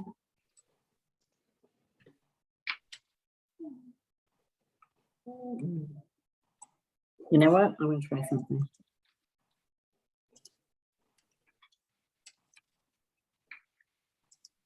Can you find the corner of it? On mine, it's no longer there. Oh. Which is weird. Oh, there we go. Okay. All right. Qualified immunity, voting rights, current proposals before Congress, John and Lewis Act should be passed and stand a challenge of SCOTUS. There it is again. Good. Study should be completed that examines the ratio of school count. Okay, you guys have it. All right. So which one of those things is most important to you? Is that yours, Lori, online registration? Yep. Okay. The green one, yep. Okay, pick one. What's most important? Let's just say, I don't know if it really is or not, but let's just say make Election Day a federal holiday. Okay.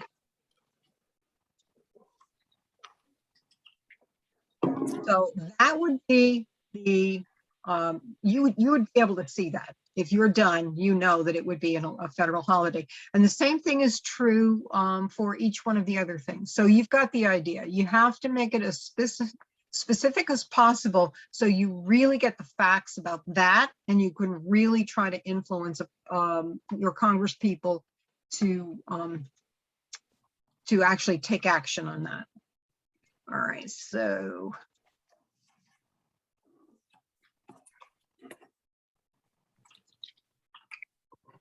Okay, so you know what to say now, and you know whom to say it to.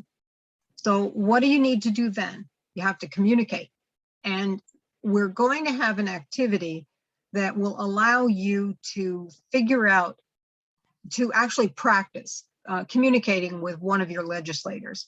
I'm going to ask you to make a choice. You can either write a phone script, or you can write a letter. And I have to go back because I have to show you a video first.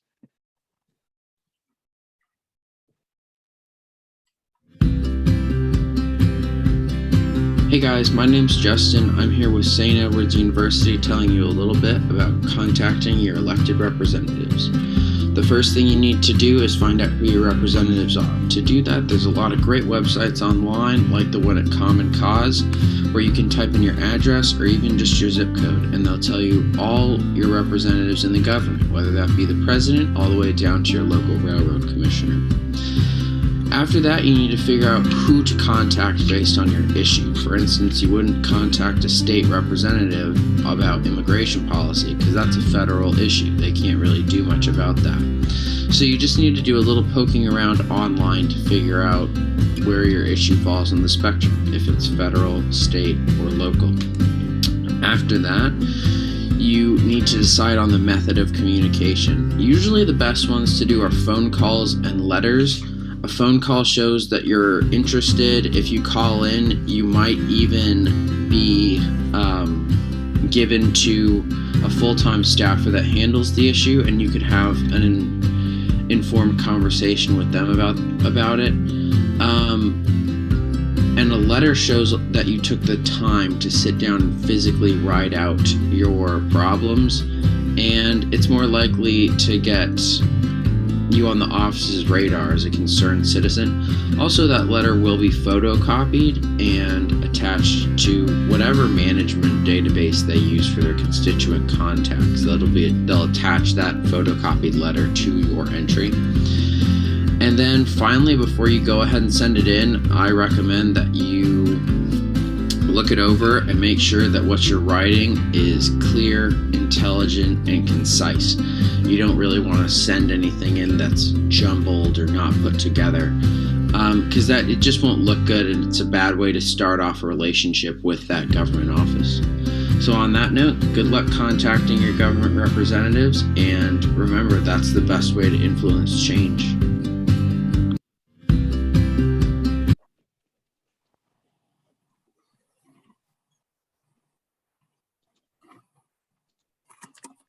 Okay, that young man, I think, is pretty amazing. He is clear and direct, and he's got a lot of good advice. And one of the things that he said was that you should contact your legislator. So how do you find out who that is? There is a link. And actually, I'm going to copy this into the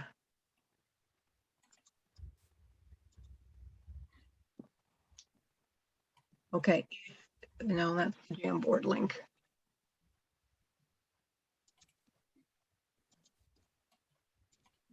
I'm still getting the Jamboard link. Pardon me while I struggle with this.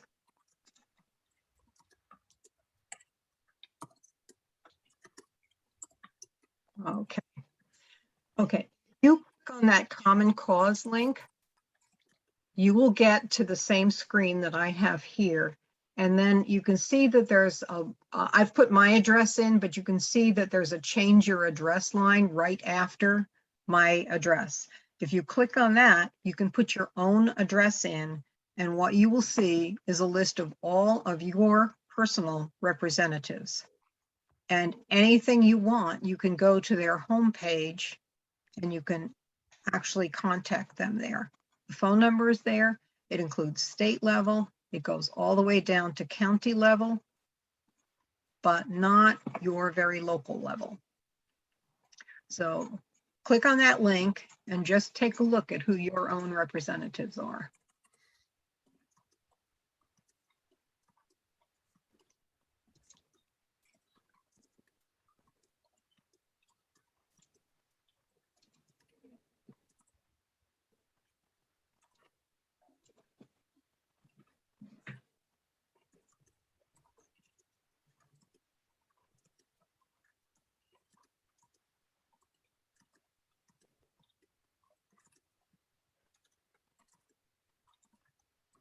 I'm having an issue making this work, and I don't know if it's what I'm doing or. So you're a Common Cause? I am, and something popped up and I exited out of it. And then I did find your representatives and I tried 2 addresses. And then when I clicked on in your state, the state of New Jersey is not on their list. Are other people getting results from using this? I have results from the last module where we found your representatives. Once I clicked on that, everything I had found already came up. Right, me too.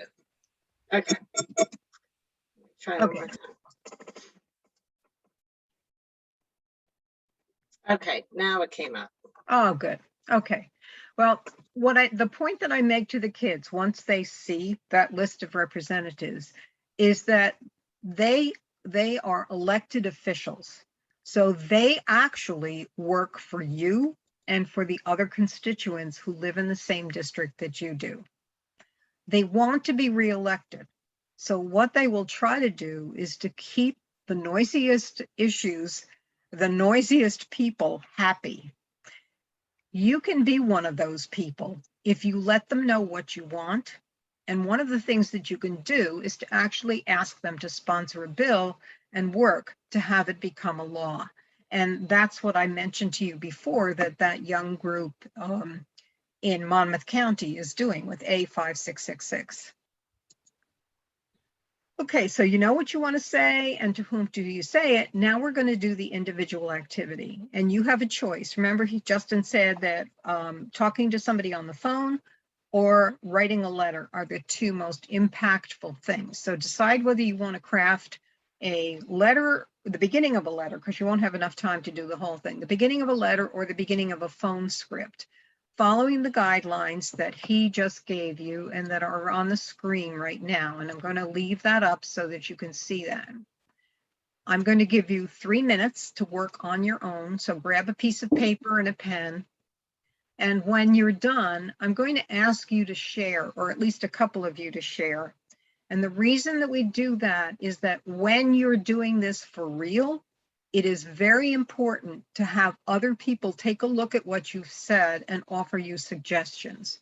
The more clear your letter or your phone script is, the better, the more likely you are going to be to get the result that you want. Okay, so I'm going to give you a chance now to sit and I'm going to time it for about 3 minutes and give you a chance to write what you'd like to write.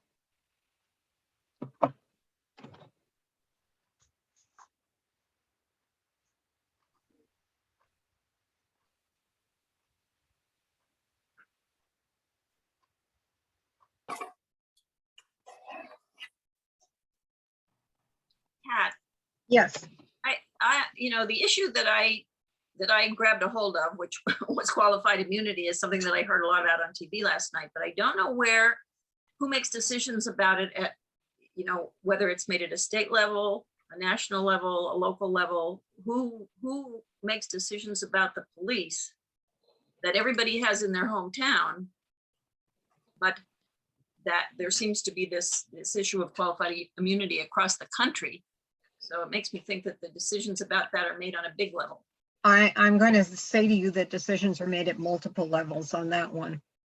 You can try to address the chief of police in your town as a local issue, but you can also ask for impact at the federal level, I would say, because what you can do is ask for a law.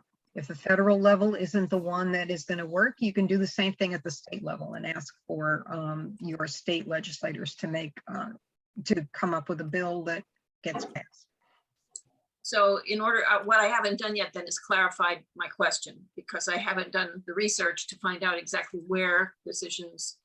Right. And you would before actually doing this, but why don't you try the local level, right? Okay. That for this experience. Okay.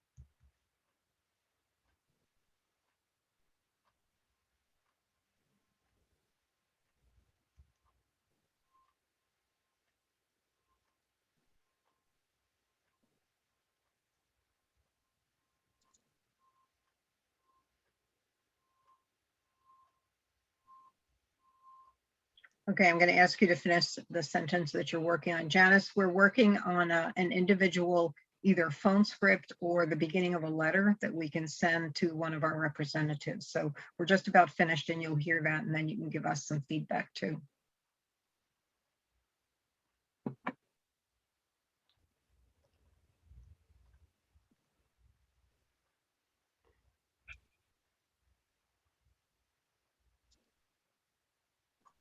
Okay, who's brave? Who would like to be the first one to share what they've written and to ask for feedback? When you're giving feedback, remember what you're trying to do is to make it better. So helping somebody feel good about what they're doing first with a positive comment is always a good way to start. And then if you have a suggestion, you can make it as a suggestion, but recognize they don't have to take your suggestion. They're just going to be listening to you. You're speaking respectfully and they're listening respectfully. So anybody brave and want to go first?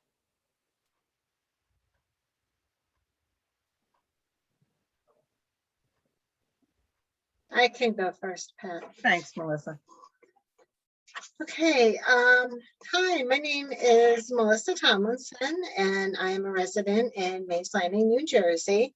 And I am asking the senator to consider enacting legislation that establishes a task force that will examine the number of school counselors, nurses, and librarians in relation to the number of students at each school building. Upon completion of report, an analysis needs to be done for research recommendations to establish a mandatory ratio for all schools that will be met within 3-year time span. The state will provide, and this is where I got caught up on the learning. I put a lot into mine. It's actually like it would be an entire process. But in addition, the state needs to provide additional funding to assist districts with meeting that mandatory ratio. As a special education teacher and experiencing what we are seeing as a result of the pandemic and the increased need for our students to have additional services that entail school counselors and nurses to be able to help provide support for mental health and well-being, as well as school librarians and media specialists to be able to center the whole child on our learning process. The only way we're going to move forward and move beyond the effects of this pandemic, including the trauma that has been experienced, is to bring these additional school staff into our buildings. Thank you. Okay. Comments from other people, positive first, and then a suggestion if you have it.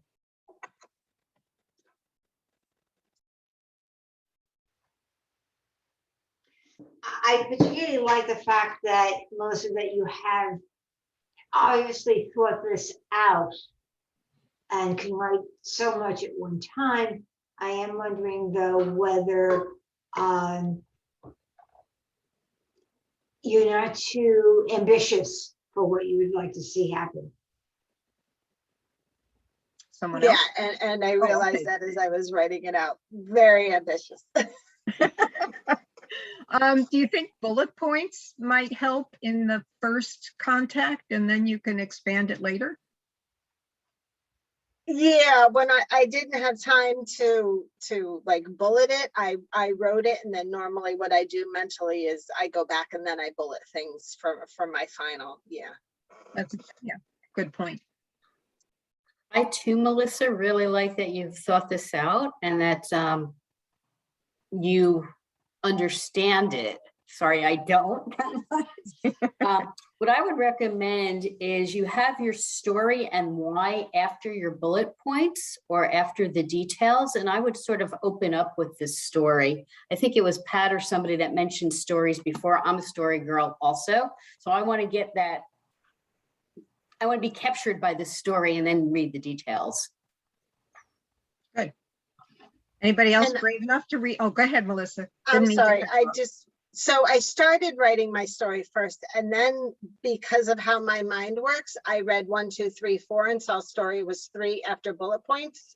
So Pat, I don't know if in the slide we want to switch the order of that, because that's what kids. I was going to say the do same as thing, well. Melissa. We might want to switch on the slide where those numbers. I was thinking the exact same thing.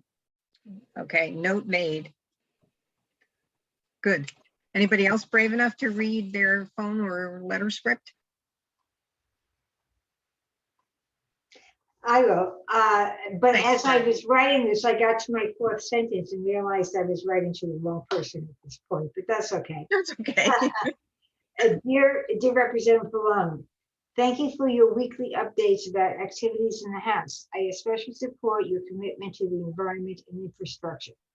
However, I am concerned about the lack of action in the area of ensuring safe, reliable, inclusive elections in the future. The passage of in HR 1 and journals, I off the top of my head, I don't know what they are at this point. Bills is vital to the continuance of our democracy, and that's time, isn't it? I think both have been passed in the House. So I really need to be writing to Booker or to Menendez for this, right? Mhm. Yeah. Okay, anybody want to comment? Positive first and then a suggestion.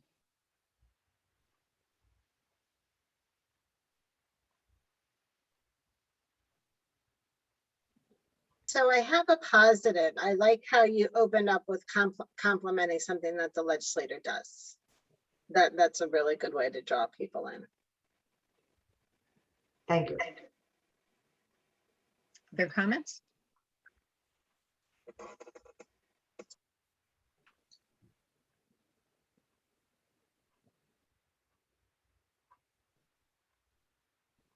Okay, mine, Carol, I would agree too, that the drawing in somebody by reflecting to them something they've done that you appreciate is a good way to capture attention, especially if you're on the telephone, because the staff members will react more positively and be more likely to carry the message forward in a way that supports what comes next in your question or your inquiry. I think you pointed out yourself something that you need to do beforehand, and that is the research. You need to make sure Right. that you know exactly who you're writing to, and you make it as clear to them as possible what you want. Right. And then just a general comment, this is the first time you're contacting somebody. So what you're trying to do is capture attention for your issue. You can always go back later and provide more information, and that's what the next couple of slides help talk about. I will say I have called him and the senators in the past for various other topics over the past several years. And when you telephone them, you have to be short and sweet and to the Yes. point, unlike when you write a letter. True. Even the letters, for the first time, it's good to make it as specific and bulleted as you can so that it does grab the attention.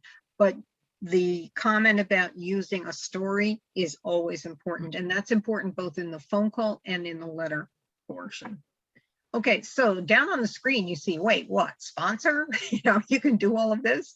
Hold a hearing, what does that all mean? All right, so let's follow. Let's say the person you wrote to is going to write a bill for you. You've gotten the sponsor on both sides of the aisle. And so what happens from here? Communicate, communicate, communicate. You'll be doing a lot of that. So the first thing you ask is for your representative to sponsor the bill, which you just did. And your representative says, well, let me do some research. And then he says, or she says, yes, it should be a law. And that person gets more sponsors if possible. Mhm. And off to committee you go for debate. On the other hand, at that point, you can encourage hearings, you can provide questions, and this is the feedback that would come after the initial contact. You can pack the hearings when they're listening to what's going on, and you can go with your t-shirts and your buttons and all of that kind of stuff. But you might say, nah, bad idea, nobody's going to support it. And then your job is to go back to the drawing board to figure out a different approach that might work. And maybe it's just rewording what you're looking for. Maybe it's trying a different tack entirely, but don't give up. But let's say it's step 2 and it's out of committee. After the debate, if a committee thinks it's a good bill, it gets placed on the calendar, what's called the calendar, and it goes to the floor for more debate. Then a vote is taken. To become a law, the bill has to be approved in both chambers, both the House and the Senate. Sometimes the bill is submitted in only one chamber and it goes through that whole process. And then if it passes, it goes to the other chamber and goes through the same process.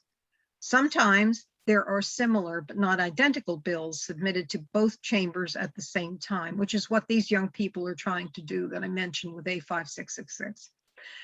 The differences between them need to be ironed out in a conference committee. And then once it passes both chambers, you're almost at the finish line.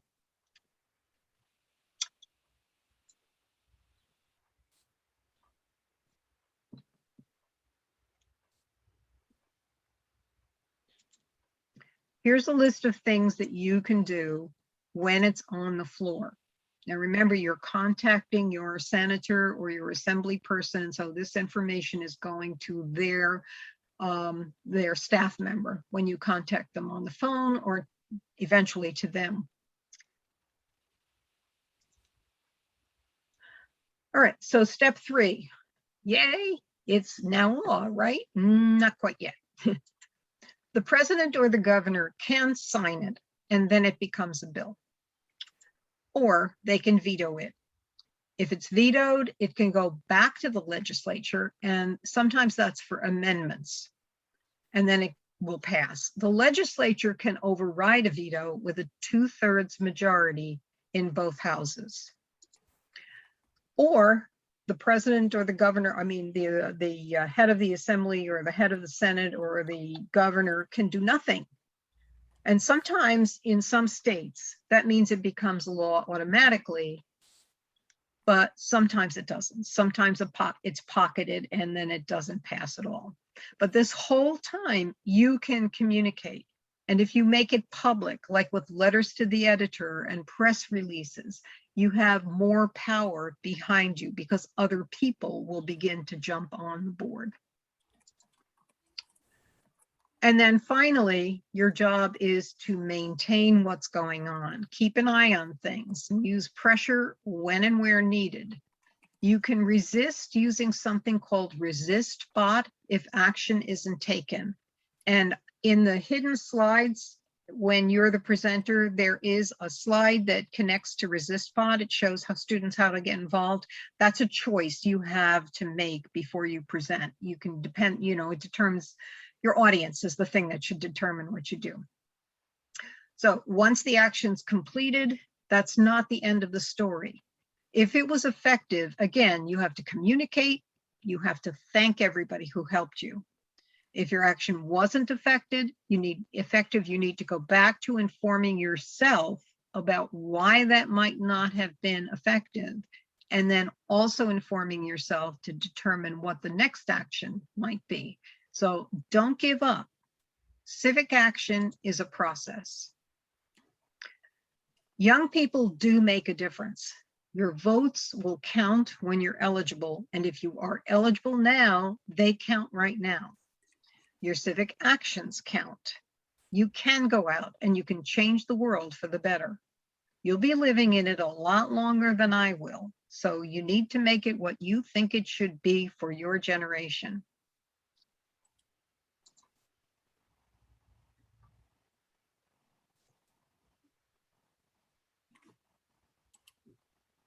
Hi, I'm Akila, a college sophomore in Boston, originally from Princeton, New Jersey.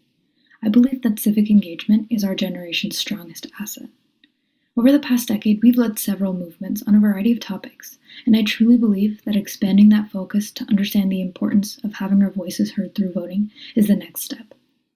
Joining energizing young voters to develop curriculum and raise awareness within the local community was my way of acting on this belief. What's yours? Hi, I'm Akila, a college sophomore in Boston, originally from Princeton, New Jersey. I believe that civic engagement is our generation's strongest asset.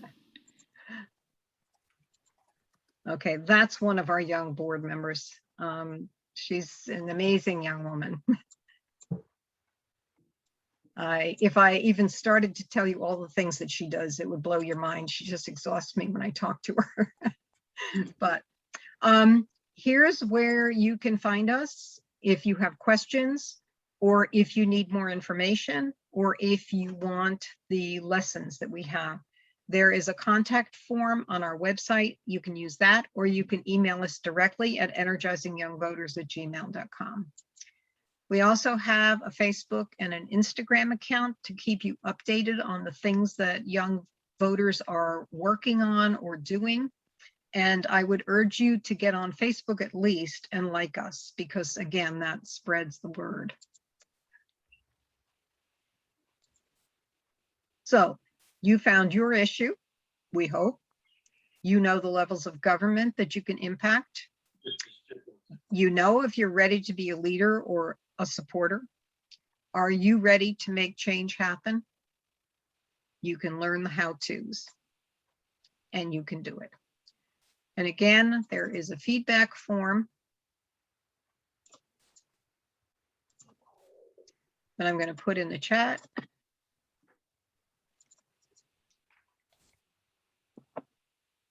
And I'm going to ask you to take a look at that if you would. I'll also mention here that the League of Women Voters of New Jersey has just begun offering activist training.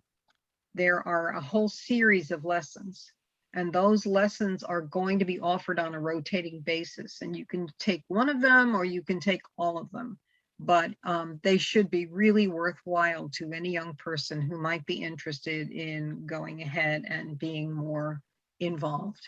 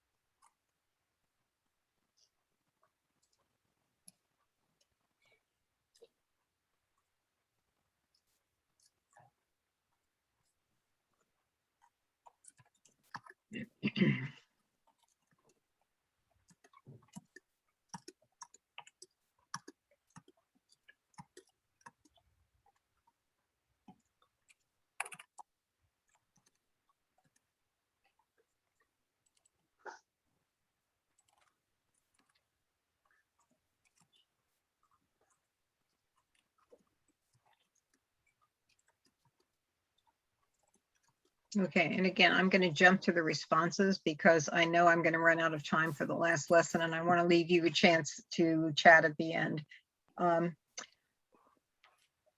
Okay, one way the lesson affected your thinking. I used to think that I couldn't make a difference. I used to think students could be encouraged to do their own action. I used to think I was too insignificant to influence anybody. I used to think that ideas for laws only came from politicians. I love these folks. I don't know how to move forward without making change. I love what you have written. And now I think I can get involved to create change. And this was reinforced. I have a voice and someone may listen to me. Regular people can have ideas that get turned into laws. I have some concrete next steps. Things that made a difference personally. I'm going to go to what all people should know, that you matter and your voice matters. Anybody can be a leader, find your passion. We all need to become concerned and act on an issue, and your opinion's is valid, but you have to speak up. And you never know what will happen when you try. I love all of those. Thank you. And then I'm glad to see that it increased for most of you. And even when it didn't make a difference, I hope it reinforced what you were, what you believed in. And thank you also for those suggestions. All right, I am going to save these.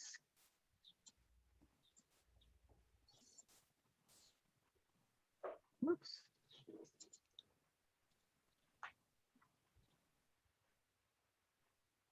No, I'm not right this minute because I'm not finding that. Okay, let's move on quickly. Well, first of all, do you have any questions about that module or any suggestions? I don't want to go on before we capture what your thinking is. Just a real quick one, and I had that in the notes, and I'll admit it. So my thing was, remember the voting make a federal holiday. I didn't know at what level, who would I call first? At what level? Do I start locally? Do I start at the top? So I kind of got stuck there, kind of in my head thinking of, well, who should I really go to? That's a good question. If you remember from fighting for the vote, most voting laws are made at the state level. There are very few that are made at the federal level. So if I were in your shoes, that's where I would start. Okay. Anybody else have a suggestion? I mean, I'd love to see it be a federal law, but I think it's easier to affect the state than it is to affect the federal government.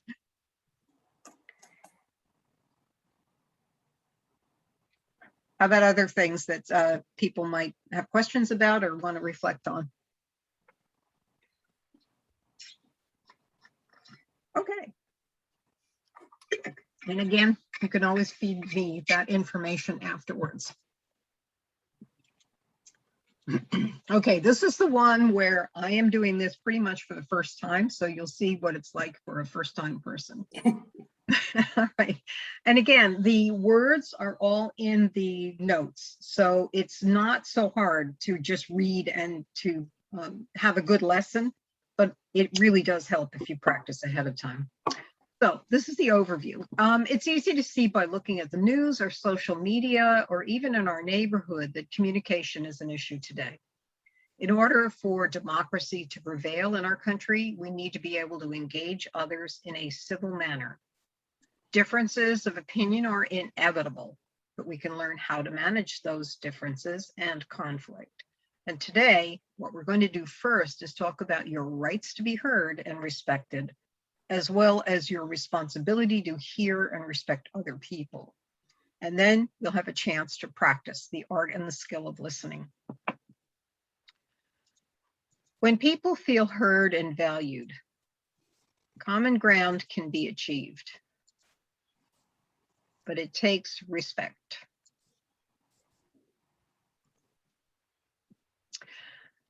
Take a few seconds to think about this question. What's one thing you would have to do to have a successful conversation on a hot topic issue with somebody on the other side?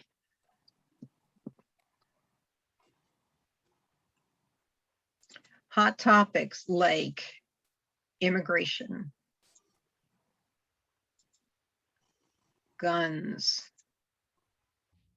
cancel culture, pro-life versus pro-choice, privacy issues, and there are others. And we're not going to go through the others because you did that before. We're going to do some hands-on practice today, but first we need to talk about the foundation of all effective communication, which is civility. The word comes from the Latin word civilis, which means relating to public life befitting a citizen. The dictionary definition is the use of politeness and courtesy in behavior, and it sounds easy, but we all know that it's harder done than said. Communications must build on the foundation of civility, because unless we embrace that, conflict won't be managed. If I force my views on you or avoid your ideas, we'll never deal with our differences. Take a look at that domino image. Just like in that picture, dominoes can always be on the verge of collapse from one side or the other. There will never be lasting solutions. And this is evident when a new administration comes into power and immediately reverses the solutions of the previous administration. It can seem like political ping pong where there is no real compromise or lasting resolution. It's not that we all have to agree. We'll never all agree. Anyone who follows the Marvel universe knows that even those who are supposed to be on the same team often have a lot of differences. And even if we're working on the same goal, conflict and differences will arise.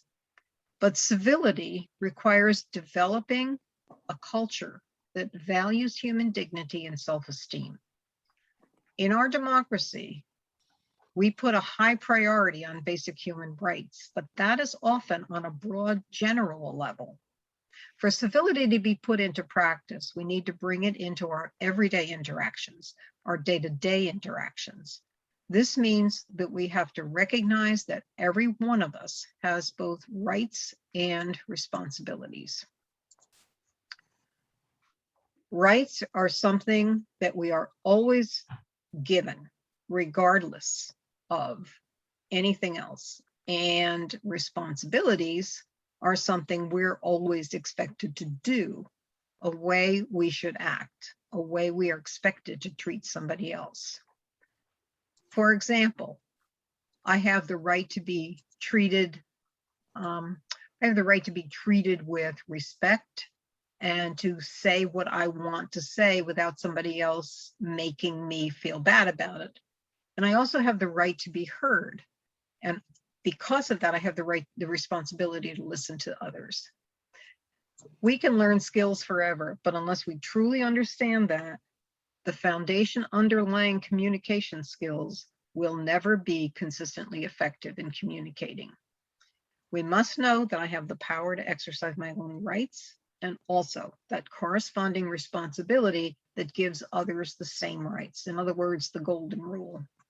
Without that, we'll never be able to deal with conflict.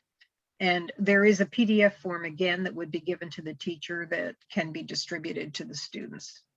Okay, so since other people aren't our clones, conflict's inevitable. So I need skills to deal with those differences as I exercise my rights and responsibilities and try to work in a way that brings about more civility in our country.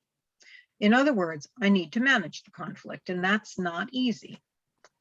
People look at conflict differently and have different comfort levels or styles of dealing with it. Here are the main ways that people try to deal with conflict.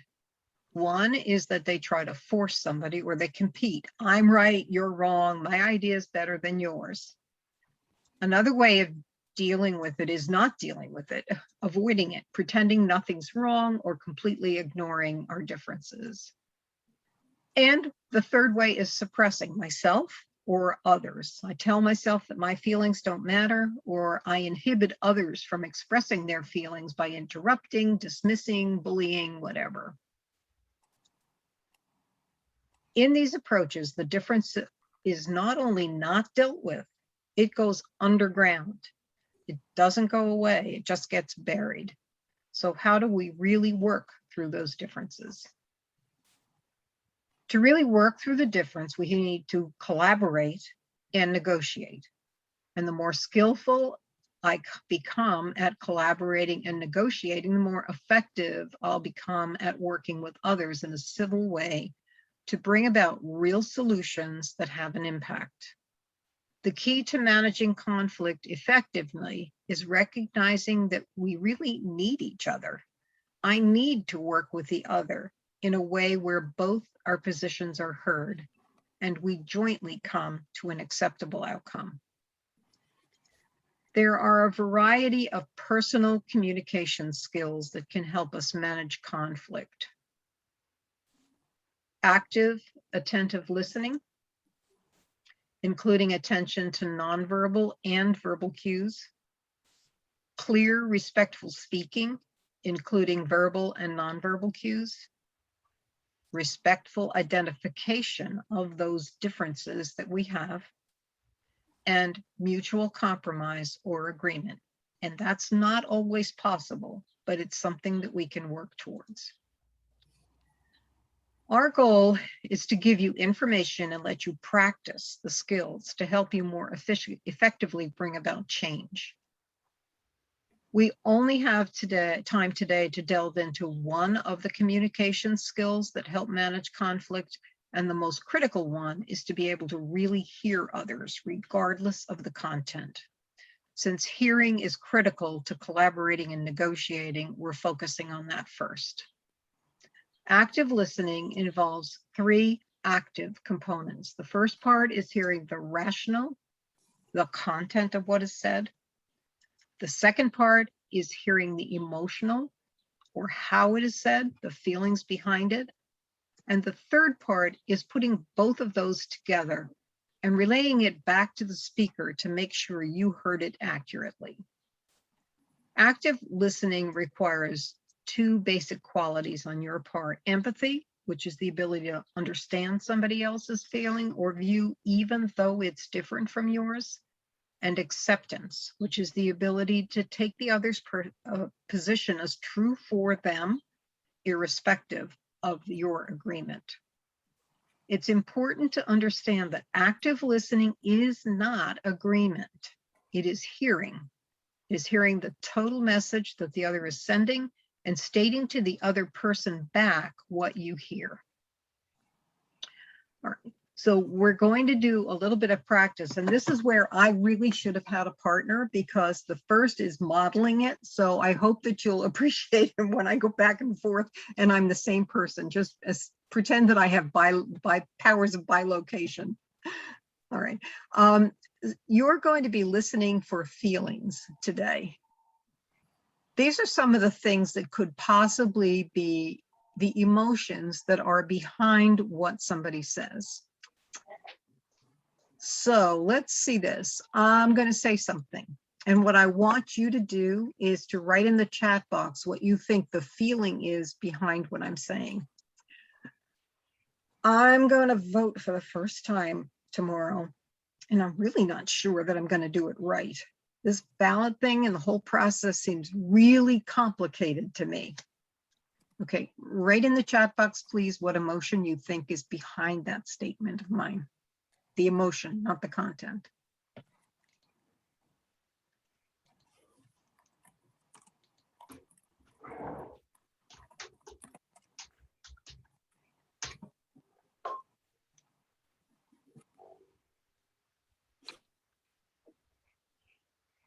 Okay.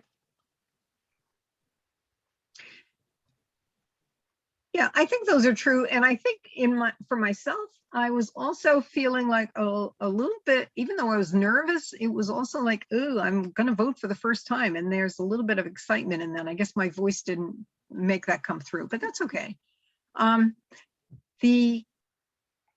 The idea is to try to recognize that. Let's try one more and see if I can do a little bit better. I don't know what to do. I've been biting my nails. If my work doesn't improve soon, I'm going to fail this class. What might I be feeling?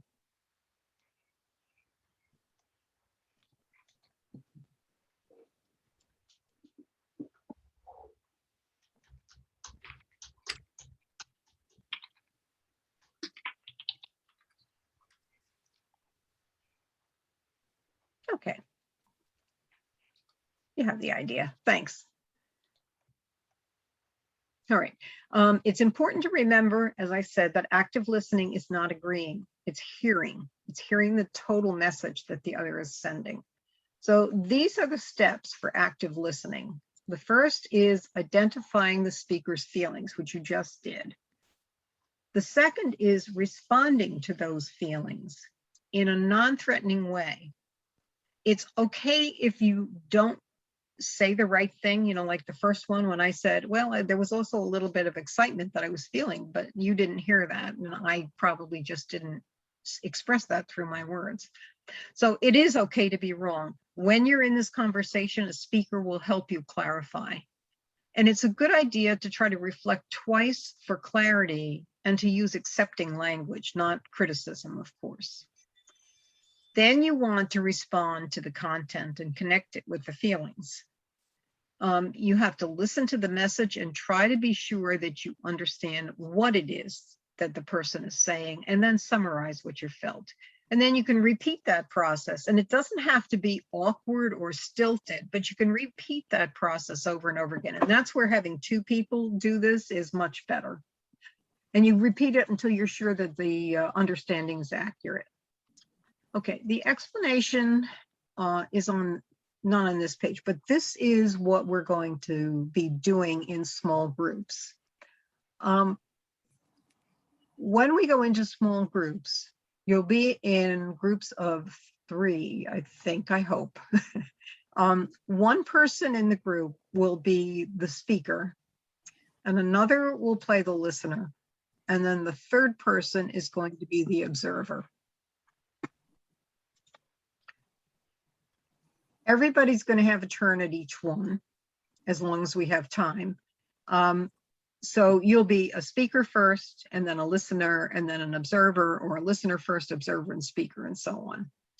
The speaker's role is to read a statement that I put into the chat box to yourself and decide what emotion you'd like to communicate. Then you're going to read the statement out loud to your listener with those emotions or feelings. If you're the listener, you're going to hear the statement and then use the steps on the slide, which you'll have in front of you, to try to understand the feelings and the content of the statement. Don't worry about being wrong. The speaker will help you clarify as you ask questions, and keep asking for clarity until you feel like you both really agree on what the speaker was saying. The observer watches the interactions between the speaker and the listener. And when their time is up, they'll take 1 minute to share the observations. What you want to say to the two people, the speaker and the listener, is, was the speaker actually heard? And were the content and the feeling both stated by the listener?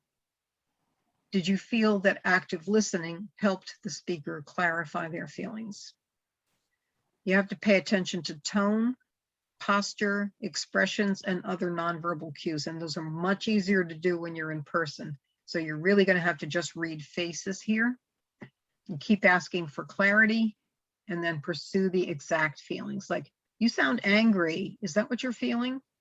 This often helps the speaker clarify their own thing. The teachers or facilitators then model the practice. And this is where I need to be 2 people. So let's take a statement. I'm going to try to model this for you. So as the speaker, I would say, this is just making me crazy. We're allowed to go to school with masks, but we can't have interscholastic sports. It just doesn't make sense. It's going to ruin my life. And then as the listener, I would say, you sound really upset and maybe even, I don't know, a little bit angry, or more than a little bit angry. Is that right? And then as the speaker, I would say, yeah, I am, but I'm also a little bit afraid because I was counting on being able to be in sports this year as a senior so that college scouts could come and watch me play and maybe give me some, a scholarship or something like that. All right. And as the listener, I say, oh, I get that. I see that you're, that would be a really good reason to be a little bit angry and frightened about what your future is going to be like. What happens, and now I'm myself again, what happens sometimes is that the listener will jump to make, to give a solution instead of actually listening. So if I made a mistake, I might say, well, why don't you get involved in a town league or something like that instead of, just counting on the sports? That's not listening, that's jumping in. The other thing that sometimes happens is that people will, instead of giving advice, they'll jump to oh, I had exactly the same thing happen to me, and go on about themselves. So rather than listening to the person, they're actually just focusing, they're being very self-centered instead. So on this one, again, I'm going to try to model. I don't know what I'm going to do. The one required course I still have to take isn't offered this semester, and I'm supposed to graduate in June, but without that course, I won't be able to. All right, and as a listener, I can say, gee, I can see that you're really in a pickle. You must be really frustrated or really scared about what's going to happen. And the speaker then says, I sure am. I can't afford to pay for another semester or another course. I've got to get it in this semester. Otherwise, I don't know if I'm going to be able to graduate at all. And I've put in all of this time, these 3 years, 3.5 years. And then the listener can say, I get it. I get it. So what do you think you want to do? Do you think you can see any solution for it or not? And then the speaker has the chance again to try to explain further.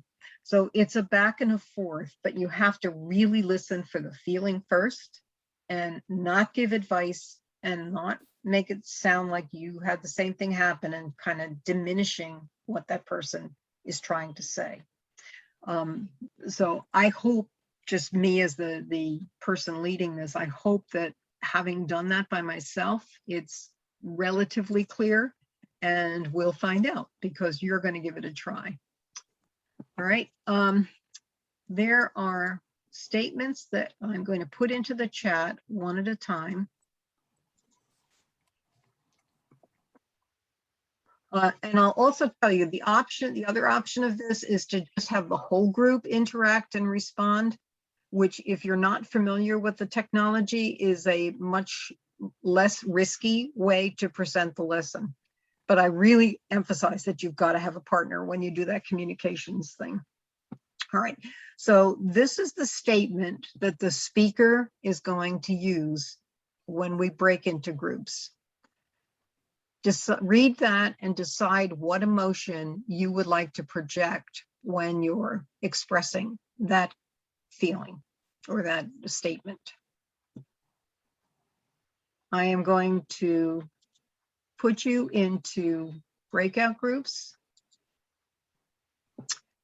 And I think we're going to make just 2 because I think that's what we can do. The person whose name is the first name comes first in the alphabet. So like Carol, if you and I were doing it, you would be before me because my first name is Pat and yours is Carol. So you'd be the speaker. The next person alphabetically would be the listener. And then the third person would be the last one in the alphabet. Any questions about that? Who the speaker, listener, and observer are? Okay. When you get into the breakout rooms, the speaker is going to say that statement, which you should be able to see when you're in the breakout room, and going to reflect the emotion that you choose. The listener is going to reflect what emotion is heard, and then the speaker is going to try to clarify, and there'll be that back and forth. The observer is just watching. After that, you're going to have about 2 minutes to do this, and then I'm going to click on the return to group thing, and at that point, the observer can give feedback in the room to the 2 people. So let's see how it works.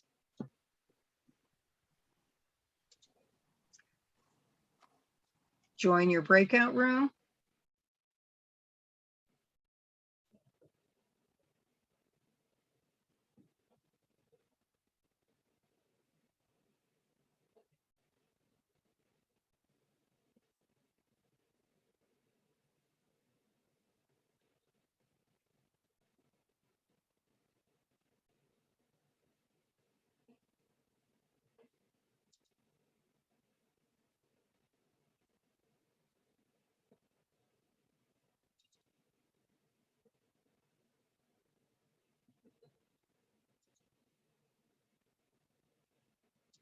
here is Pat.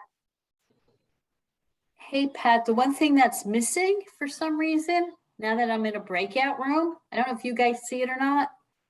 Wait a minute. Oh, there it is. I had to put my chat back on. Okay, you have it now? Okay, good. Yep. So we have L, M, and P. Okay, I am the first speaker then. Let's see. I forget who the listener is. You are, Melissa, second Okay. person alphabetically, and then I'm the observer. There's a big push to vote. I really don't come from a voting family. My parents never voted. I just don't see the importance of it. I don't want to do it to impress others. So I'm getting a sense that you are a little anxious about voting. No, I just don't really want to do it just because somebody's telling me to do it. I don't really have a good reason. So I don't want to call the person apathetic, but that is the only thing that comes to mind. No, you're just reflecting. Your job is to reflect what you're hearing from her. Okay. So I'm hearing you don't have any experience with people that have voted to be able to understand the process. Oh, Melissa, I'm just bored with the whole thing. I just don't want to hear it anymore. Yeah, I'm really lost on this. I'm so used to doing this about education right? So I know those words to come those like trigger words.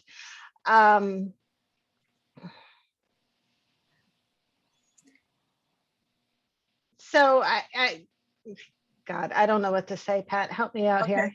I'm going to hit the closed breakout rooms, but what the first thing I would say is the first time you reflected, it was great. The second time was fine. What you're running into is someone who really just is not interested. And so I think what I would say is I can sense that you're just not interested, and I'm curious as to why that might be. Yeah. I think that's so it. to try to call reflect it out. I would say call it out and ask a question. Yeah, but politely. Yeah. And to try to get to understand where that person is coming from. That's the purpose of this. Okay, we're going to be gone in 25 seconds, so we're not going to have a chance to give Melissa. Well, we will. You know what I'm going to do? I'm going to put everybody back in one more time and let the second person be the speaker so that we have a chance to try alls. So we have to leave and go back in? Is that it? Mm-hmm.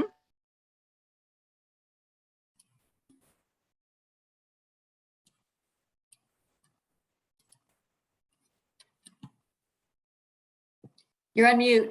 Yeah, we had some interesting conversation, but in our case, we were able to talk about how to reflect to one another. I'm going to put another comment in the chat, and I am going to hope that we can do the same thing. I have to find my chat again. It disappeared on me. There we go. All right, and this time the person who was the listener becomes the observer, the person who was the observer becomes the speaker, and the former speaker becomes the listener. All right, so here's the statement.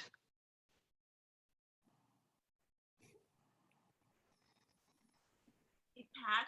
Yes. Carol and I didn't have anybody observe us, or we didn't have any feedback that we got. Oh, okay. I didn't realize that. I guess, Janice, you just jumped back in and you would have been the third person in that. All right, so this time Janice is here. So I guess you did Carol and Pat. So Carol, you were the speaker and Pat was the listener. So this time, Pat, you be a listener. And Janice, you're going to read the statement that's in the chat box with some kind of emotion, whatever emotion you choose to have.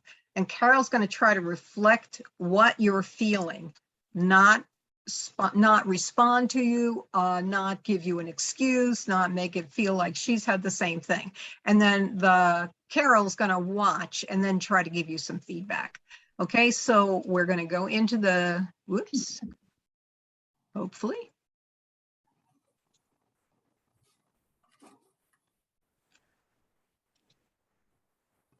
Okay. All right, do you have an invitation to join?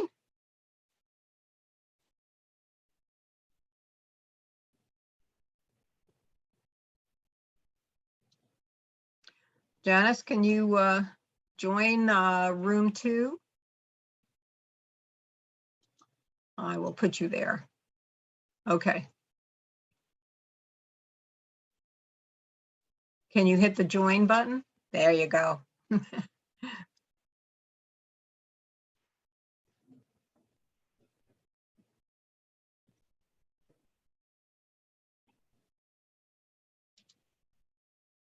Me by somebody.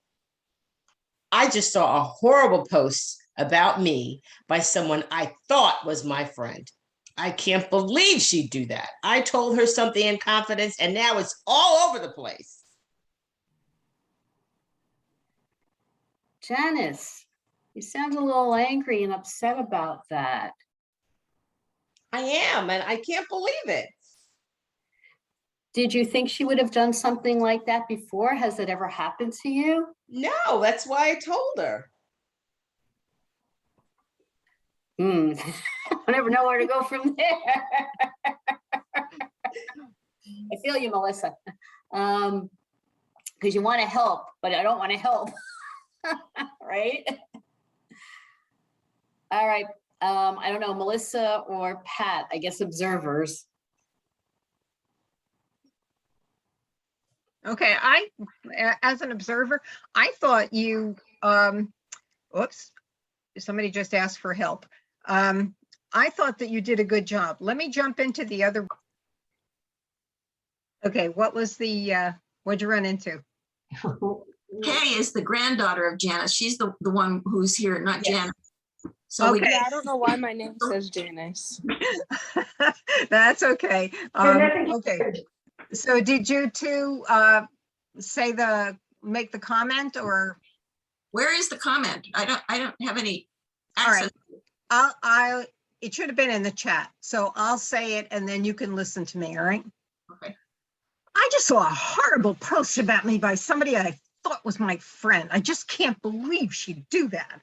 I told her something in confidence and now it is all over the internet.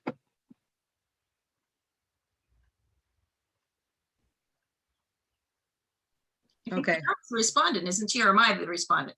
She's the observer, or am I the? I think I'm the observer. Okay. Okay.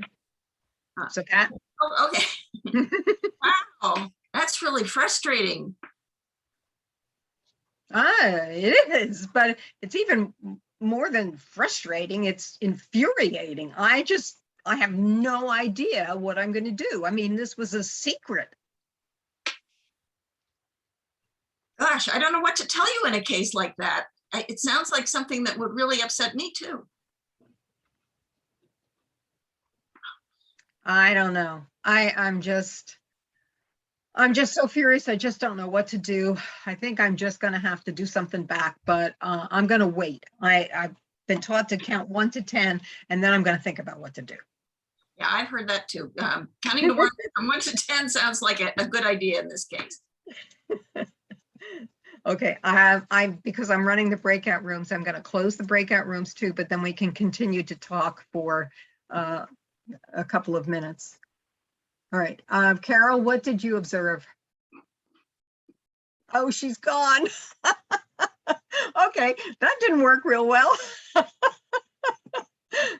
Okay,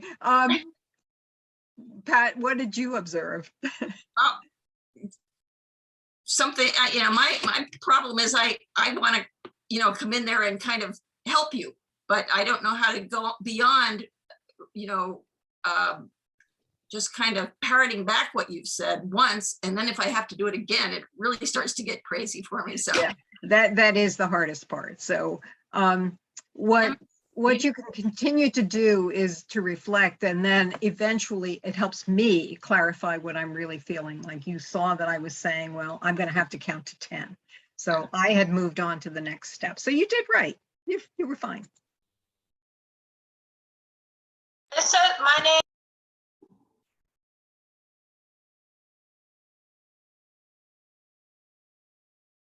Pat, you're on mute. Pat, you're muted. I thought it was you who were muted. Okay.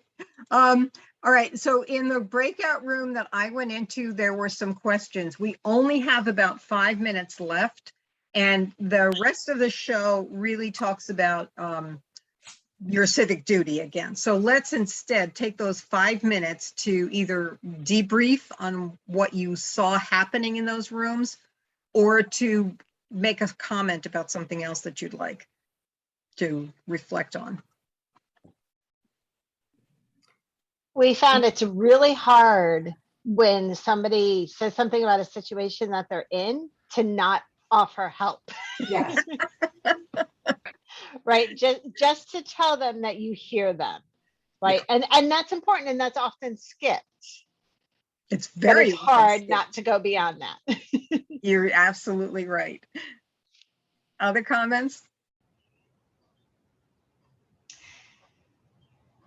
I'm thinking about doing this program in a classroom with breakout rooms. Pat, how cooperative have you guys found students with this reflective speaking? We did this in a high school, and we did it at the college level. And I dropped in on the classes or on the breakout groups. Right. If students know that somebody's going to be dropping in on them, they are more likely to actually participate.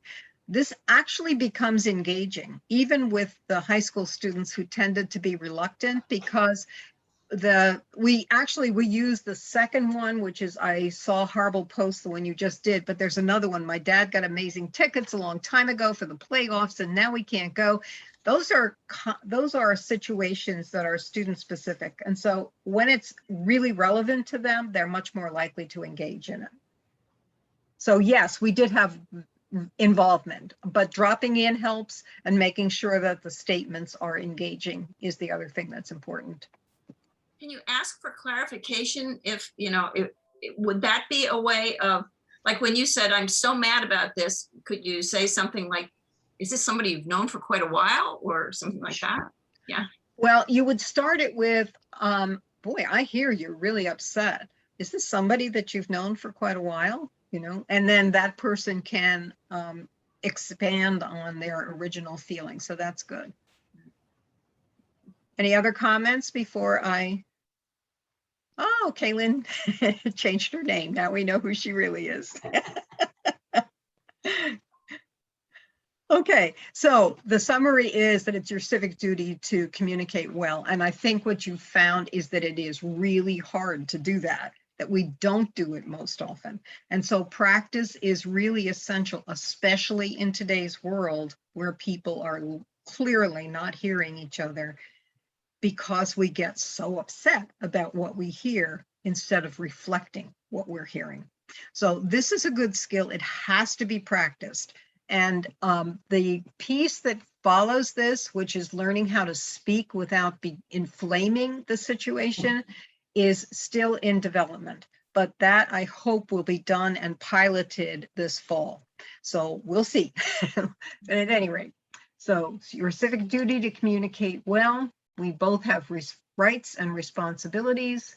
Conflict is inevitable, but we can manage it. Civility can't be achieved unless people really feel heard. And like anything else, it needs to be practiced. So how will you do your part? What's one thing you'll commit to try? You don't need to commit to it publicly right now, but think about it for yourself. These activities all came from the Braver Angels organization, which is a national organization designed to help people learn to talk across the divide. So there's lots more information at their website, which is www.braver-angels.org. And that is here.